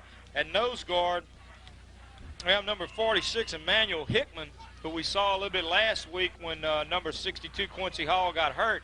Tackles are number 90, Darrell Hills, and number 45, Avis Batley. We've got a new linebacker in, number 64, Darrell Jackson. Well, say, what am I supposed to do now, Coach? There ain't nobody back here for me to hand this ball to. Also, number 43 is the other linebacker, Chad Easley. At corners, number 23, Ryan Shanley. Number 29, no, let's see, that's number 28, Troy Mathey. And at safeties, number 14, Mike McClary. Number 27, Ken Gooden. So the only starter in there on defense right now is number 27, Gooden. Coach Thomas playing a lot of his younger players, knowing he's going to have to rely on them next year, and with a very commanding 33-0 lead here in the third quarter. Quarterback's going to keep the ball. Tackled by number 28, Troy Mathey. Going to be short of a first down. Well, fourth down. I'm sure Central will elect a kick here. We've got a minute, 16 seconds left to go in the third quarter. Baker on top, 33-0. Back deep for the Buffaloes, 31, Beverly, and number 27, Gooden. 4th and 6. Short punt. We got flags flying everywhere. Oh! Another flag. They didn't give him the distance. Catch. You know, they got there before the ball got there, Sid. Oh, he didn't call for fair catch? I didn't check. He didn't give him the 2 They yards didn't give to him catch the the 2 ball. yards to catch the ball. You've got to stay back for 2 yards and give a man an opportunity. They decapitated him before he had an opportunity to get to the ball. We may have another offsetting penalty there. Who knows?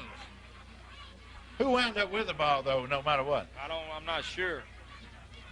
I'm sure it's going to be Baker's ball, but I don't know.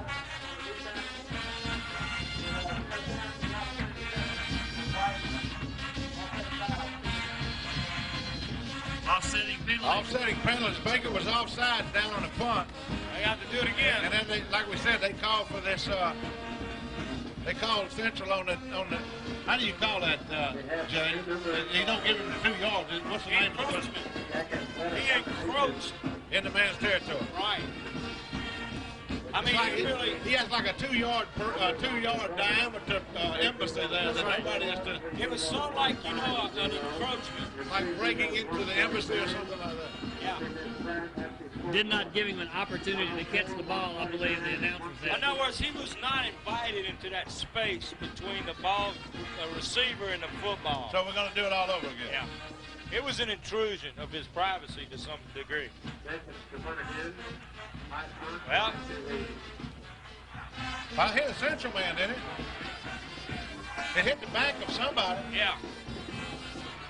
Oh, what a play. What a play. No advancement. And the referee. I don't know what's going on here. Kind of hard to decide. It hit the back of somebody, but I thought it hit the back of the Central player. Good heads up.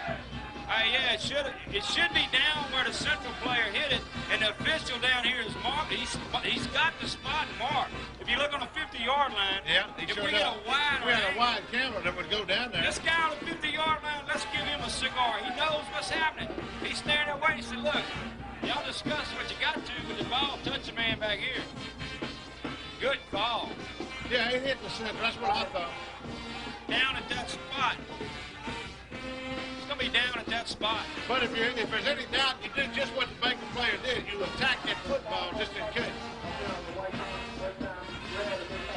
Good call. All right, Baker offense take over. Let's see, we got some new players there, but once again, well, I think we've called most of them. We still got that jersey problem, so some of them, the numbers don't fit, and we're not able to tell you who they are.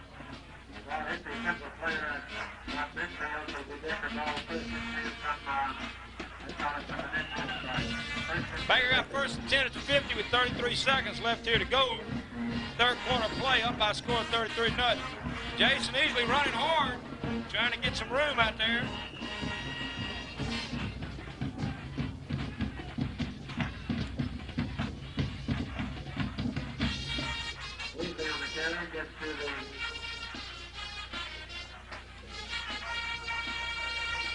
Vic Todd quarterbacking. Is that right? Yes, sir. Number 6, Vic Todd, quarterback. Number 7, Joshua Shelton in there. Number 5, Jason Easley at tailback. And who's number 1? Ben Elajiananya. Number 33, Edwards, fullback position. Hand off to Easley. Oh. Fumble on the play, but it quick hands, gets the ball back, picks up about a yard on the play, gonna bring up 3rd down, and that is the end of the 3rd quarter here at Wedge Kyes Stadium with a score is Baker 33, Central nothing.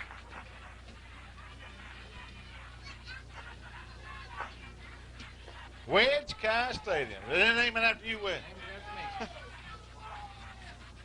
Folks, again, we'd like to thank our major sponsor who brings these football games to your living room, Burger Time on Plank Road. If you get a little hungry, stop in and grab you a burger and some fries.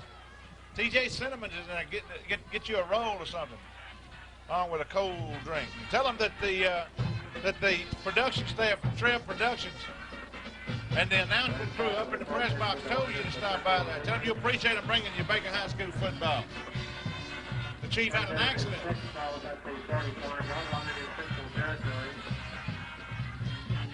Drop my cake. All right. And off to number 33. Woo, hard running. Folks, we're sorry about that camera cover. It was just a good fake. Number 50, Chris Baxter, leading the blocking out there, doing a good job. And we got number 22, John Brown, checking in on offense. That's the first time this year we've seen John on offense for the Buffaloes. Number 22, John Hey, the Brown. cheerleaders are throwing little footballs into the stand for all the people. You see some of them fly up into your screen. That's what you're seeing. John Brown in fullback position for the Buffaloes. John's a junior, outstanding cornerback for the Buffaloes. Woo! John's first carry, loss on the yard. He didn't have a chance that time. Everybody was all over him. Loss of 1. Brings up 2nd and 11, the ball at the Wildcat 31-yard line. There's the fans on the up in the Baker side of the field. All the cheerleaders down there doing their little traditional number by throwing the little footballs up into the... There's one. Catch it. Yeah, oh, man, you missed it. Interception. Interesting note there by our cameraman. Hand off to Jason Easley. Jason having no room to run, gets back to the original line of scrimmage, picks up a yard, makes up 3rd and 9, ball at the 29-yard line. Who does Jason belong to? Jason Easley belongs to Stan and Katie Easley. Somehow I felt that. Of the Baker Easleys. His daddy was a running back here, too. Well, Stan and Katie having 2 boys playing on this team. They got number 5, Jason Easley, who's a senior, along with number 43 on your program, Chad Catfish Easley. Get that. Chad, outstanding little wrestler, and of course Jason, being a member of the track team here at Baker High School. Stan Easley was an exciting little running back here at Baker High School back in our days. Thrilled the crowd on many occasions. Come on. Whoop. Good job. Covering it up. Brings up 4th down. Ball back out at the Central 36-yard line. Had a mix-up on the pitchback. 4th down, I believe the Buffaloes will probably go for it. No punter in on the field. We are going for it. Ball at the Central 35-yard line. Number 33 checks back in the ball game for the Buffaloes. Gerald Edwards.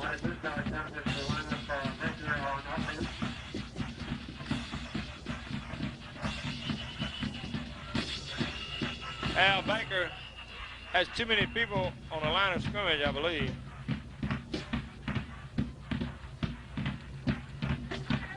Yep.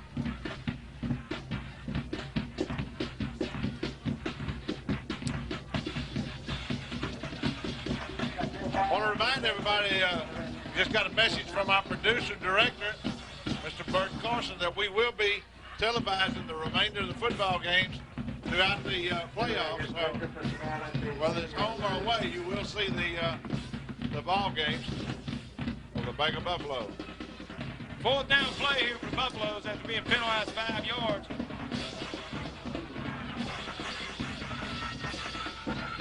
Well, Central will take over.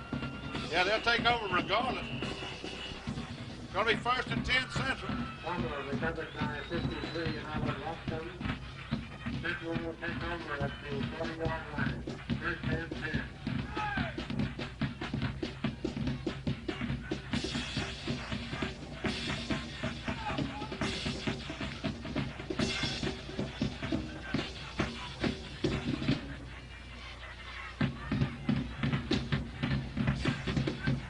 You got to commend the Baker coaching staff.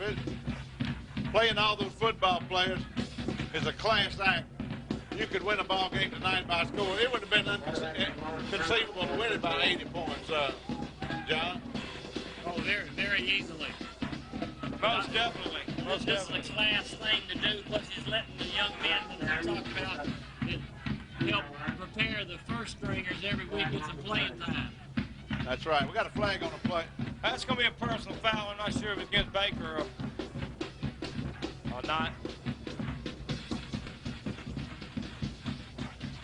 It is going against Buffalo.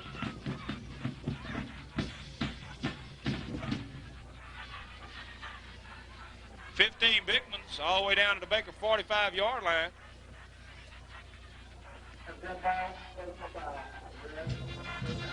We got number 79 in the ball game for the Buffaloes.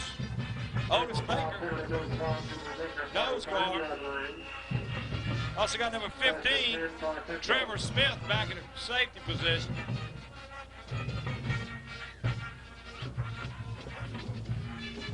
Big old boy.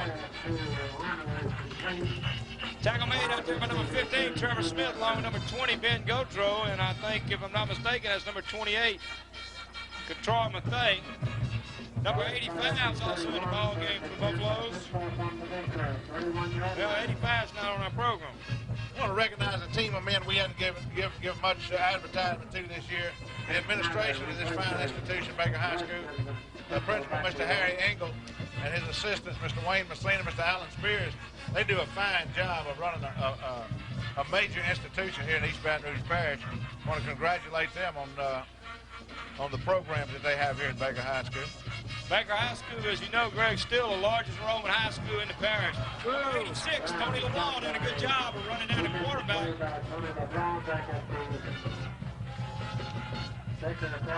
All the way back at the Baker 45-yard line. Big loss on the play that time.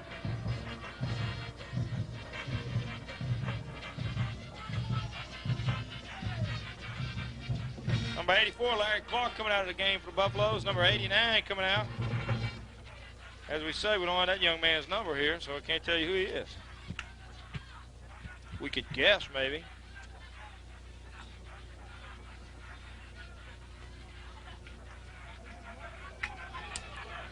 Oh, good! Ooh, good job of getting away. Throws the ball. Incomplete. Gonna bring up 3rd down and longer. Bert's still hollering, who wants to film? Do we have a mystery filmer? Wedge, can you handle that film? Can you handle that camera? Yeah, we got a lot of players going in the ball game now for the Buffaloes. 6 minutes, 42 seconds left to go. Score 33-0, and like Greg said, it could be 63-0. But I think this, undoubtedly, without question, Coach Thomas trying to play as many young men as he can, trying to play everybody on the sideline, which, well, he should.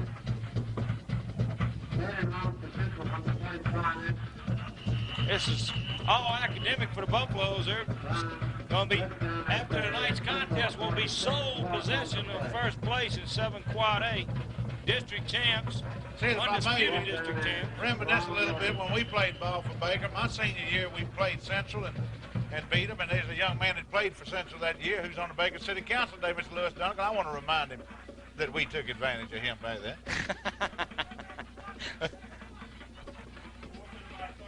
Yes, we did. 4th and about 23. So saith Bert Carson on the camera. 33. Okay, I'm sorry. Nice punt. High punt. Good hang time. Good job. Good job. Go ahead. Yeah. Beat him, man. Beat him. Great job. Look at this. Well, who'd have thunk it, Jay Brown? Man, that was unbelievable. Uh-oh. Got a little nasty down on the field. Got a little... There was a flag thrown back here, folks, but after the touchdown was made, it's going to be a dead ball foul, a little excitement on the part of a couple of Baker players along with Central players. We don't know whose fault. We'll figure that out in a few seconds. The officials will be sure to tell us. If we get the camera in on the officials, we'll figure out what happened here. Yeah. We still got 6 That's points. it, yeah. That's it, buddy, yeah. All right, let's see. Dead ball, personal foul against Central. Dead ball, personal foul against Baker. Offsetting penalties. In other words, both were at fault. So the net effect is zilch, nothing, zilch. Well, Baker's up by a score of 39-0 with 5:20:37 left to go in the well, we got game. somebody else kicking the extra point. What's his name? Ben Nagianya. Ben Nagianya. Yeah, that's it. Was that Chris Beverly? That was Chris Beverly, number 31, did a fine job of... After they thought Baker was going to let the ball roll dead, he picks it up and goes all the way. How many yards, Jay? 84 yards. 84 yards on that return.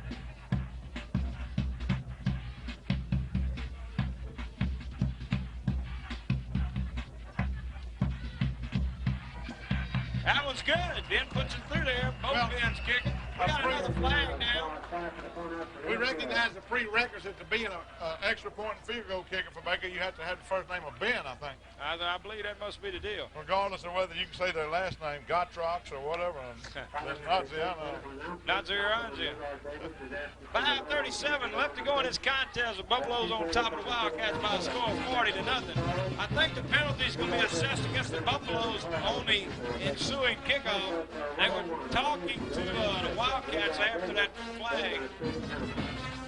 I'm sure it's against Baker. All right, there's the ref. He's over talking to the coach.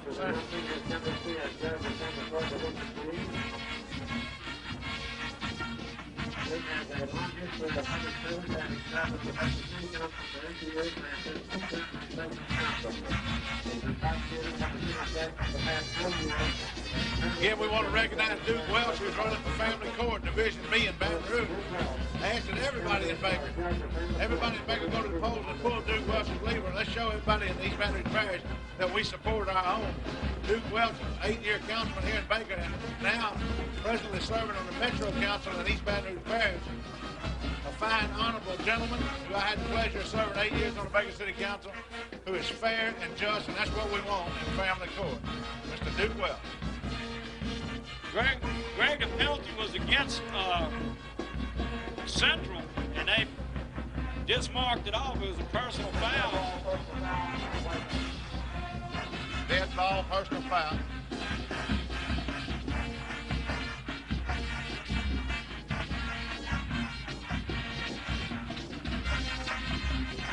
Ladies and gentlemen, we got 5:37 left to go in this contest. Buffaloes in a commanding 40-0 lead against the Central Wildcats, who are in last place in 7 Quad A this year. Finished there last year and are going to finish there this year, having a lot of problems. Just don't have the numbers. Strupek, probably one of their better athletes, has done an outstanding job tonight on returning kicks. Gets all the way back out to the 36-yard line. 1st and 10 for the Wildcats.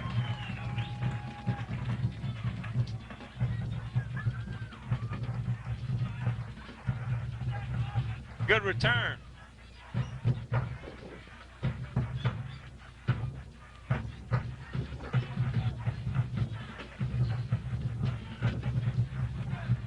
Got number 21 in the ball game for the Buffaloes. Let's see, that's going to be Fred Jones. Number 41's in there for the Buffaloes. Well, we don't have a 41 on the program either, ladies and gentlemen. So we can't tell you who that may be. Oh! I think he thought he was going to get a free pass to the sidelines. I thinks he did too. Big number 79 in there for the Buffaloes, Otis Baker. So let me help you out of the field of play. Number 84, Larry Clark checking back in.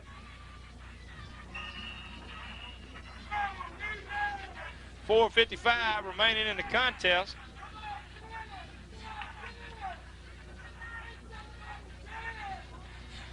Check out the left yard, second down is 2.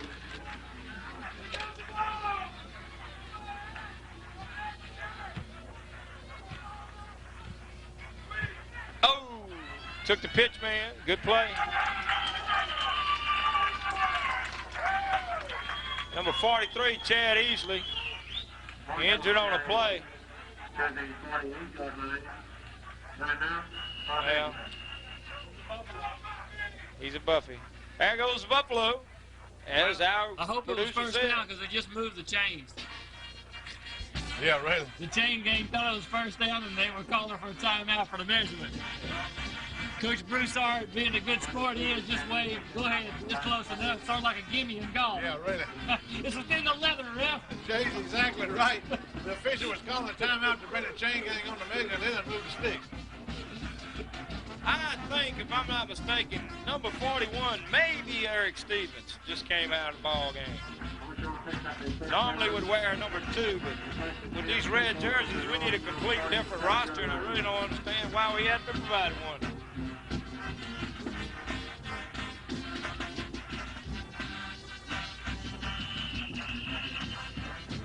.403 remaining in contest. Clock's running. Number 9's checking in the ball game. That should be Jimmy Flode. Who's coming out? 45? No, number 15, Trevor Smith.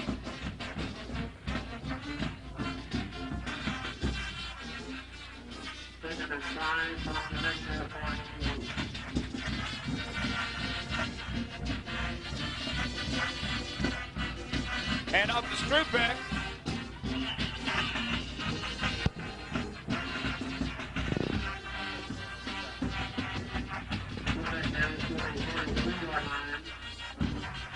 And we see number 1, Ben Nagiangio on the sideline. Yeah, that's fine. The man's done a fine job. Kicked the last extra point. He's been a kickoff artist for Baker. Right next to Darren Berninger. Big number 82. That's another first down. And Darren's got another year with us next year. It's going to be a well. Darren will be back. Outstanding defensive lineman. Defensive end for the Buffalo. Whoa! Number 46, Emmanuel Hickman. A little eager. Number 45 checking in, Avis Batley. But let me tell you what. Are they walking it against Baker? Well, give me a break. Yeah, we were a little easy. We're a little eager then. We want to play. But the offensive guard and tackle was in the backfield. 3:05 left to go in the contest. Score Buffalo's 40. Wildcats nothing. I hate to see penalties like it is late in the game. That could be the difference in the game. Uh-huh. Uh-huh. Wait a minute. Well, I tell you what, Central wants to get that goose egg off of the And Baker wants to keep it up there, so let's see what can happen here. You got that right. Well, a lot of those first team players jumped up right then and said, Coach, put me back in. Number 22, John Brown checking back in the ball game. Number 64. John Brown, that sounds like an alias. Darryl Jackson checking back in. I got a feeling you see a lot of those starters back in after this next play. We see what happens. They got a... offense. That's going to be... Central's definitely jumping offside that time. Illegal procedure. Let's see the man with the white hat right here, ladies and gentlemen. He's walking in the right direction. Take a 1, 2, 3, and a 4. 5-yard penalty against Central Wildcats. And we're having dead ball, false start, Central. Well, brings us up 1st and 15, and the ball back out at what? I can't tell from this. 26-yard line. Thank you, Mr. Abbott, for that information. I'm concerned we don't have any first downs this quarter, gentlemen. No, all we've had is scores. Whoa, we got a ball. Look like Fumble, and Baker recovered. We got number 60 in the ball game for the Buffaloes. Darrell Hayes checking in on offense. Number 50, Chris Baxter. Number 33, Gerald Edwards. You know, I don't believe we've got a man listed on our roster that hadn't been in the ball game. While we have a little 2-minute break in the action, let me just go down and give you the entire roster for the Buffaloes this year, as we have it here. Number 1, Ben Najiaja. Number 2, Eric Stevens. Number 3, Steve Davis. Number 4, Elijah McFarland. Number 5, Jason Easley. Number 7, Joshua Shelton. Number 8, Vic Todd. Number 9, Jimmy Flote. Good job. Man. Shelton running hard. Number 10, Prentice Thomas. Number 12, Jimmy Bass. Number 13, Gerald Sewell. Number 14, Mike McClary. Number 15, Trevor Smith. Number 20, Ben Gotro. Number 21, Fred Jones. Number 22, John Brown. Number 23, Ryan Chanley. Number 24, Jeff Mulkey. Number 26, Van Wright. Number 27, Ken Gooden. Number 28, Troy Mathay. Number 29, James Jernigan. Number 30, Chris Beverly. Number 32, Wayne Spears. Number 33, Gerald Edwards. Number 34, Ivy Toussaint. Number 35, LeJohn McNeely. Number 42, Paul Gotro. Number 43, Chad Easley. Number 44, Tim Breeden. Number 45, Avis Batley. Number 46, Emmanuel Hickman. Number 50, Chris Baxter. Number 51, Darren Fatan. Number 52, Marty Broussard. Number 53, Chris Lindsey. Number 54, Brad Wells. Number 60, Darrell Hayes. Number 62, Quincy Hall. Number 63, Shane Bolton. Number 64, Darrell Jackson. Number 66, Robin Sullivan. Fumble. Number 70, Jeremy Guidry. Number 71, Anthony Isaac. Number 72, Jason Wilson. Number 73, Clay Doherty. Number 75, Wayne Pitts. Number 76, Kendrick Burns. Number 77, Ken Hilton. Number 78, Andre Davis. Number 79, Otis Baker. Number 80, Sammy Williams. Number 82, Darren Berninger. Number 83, Tim Waldrop. Number 84, Larry Clark. Number 86, Tony LeBlanc. Number 87, Mike Kimbrell. Number 90, Darrell Hills. And that is the Buffalo. And for all practical purposes, folks, this should be the last play of the game. The clock's at 13 seconds, still running. If you think you've seen an exciting game on your TV, you should have seen the one that was taking place where the camera wasn't tonight, folks.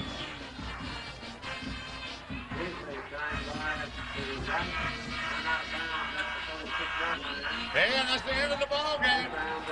Well, the Baker Buffaloes are undisputed District 7 Quad A champions for 1990. Taking it to the Central Wildcats here at Wedge Kyes Stadium in Baker, Louisiana by a score of 40-0. Could have been worse. Could have been worse. Class act on the part of the Baker High School coaching staff. He played everybody that he had tonight. Everybody got to see a lot of football. Central Wildcats have a lot to be proud of, them young men that stuck with the program. You know, when you have a program, a record like they had last year, and then what they had coming in this year, you have a lot of people that'll quit. Those people didn't quit. They stuck it out for the whole season, and they're to be commended. But let's give credit where credit's due. In the red uniforms there, the Baker Buffaloes. Again, the undisputed 1990 District 7 Quad A champions. All of their parents, friends, and fans here in Baker are very, very proud of them. This announcer is very proud of them, and I'm glad I can be a part of the Baker High School football program for 1990. Again, we want to congratulate Coach Larry Thomas, the offensive coordinator, Coach Joe Mook, defensive coordinator, Coach Milton Broussard, other members of the Baker coaching staff for doing a fine job of preparing these young men all year long, getting them ready for each and every ball game, where each ball game, each contest was a different contest. They got them prepared and got them ready, made necessary adjustments to wind up a successful season, perfect season in District 7 Quad A as far as that goes, having only 2 regular season losses, neither one being a district game. And now for a few stats, our statistician, Mr. John Brown. John? Well, 40-0. you wouldn't be able to tell it by looking at these statistics. Both teams wound up with 11 first downs. Baker High School had 240 yards of rushing to only 60 yards for Central High School. Most of Central High School's first downs coming on penalties late in the game. Baker High School wound up with 7 for 65 yards after we were kind of bragging on them. Baker High School only had to punt one time, and that was a tremendous 57-yard punt. 305 yards of total offense to 129 for Central High School. Good effort. You can't really expect the Buffs to have been up too high knowing that they were playing a 0-9 team coming in, but a respectable showing. Got a chance to let a lot of young kids play. Some of the stalwarts of the team got a chance to rest a little bit. Unofficially, I've got Jared Sewell, 6 carries for 99 yards, 1 touchdown. Jeff Mulkey, 7 carries for 55 yards and 2 touchdowns. Just a good, solid performance for the Buffs.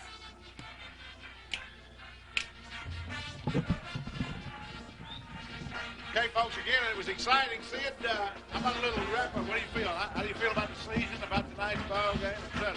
Greg, I'm just elated for the season the Buffaloes have had this year.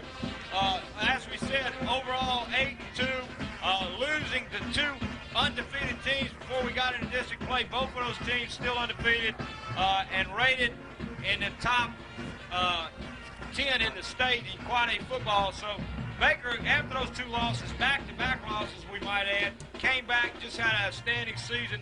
Undisputed district champs. Can't say enough for the coaching staff. Can't say enough for the young men. I'm very proud of them. And all I want to say is, please, ladies and gentlemen, get out next week. Come here like you did for that Denham Springs game.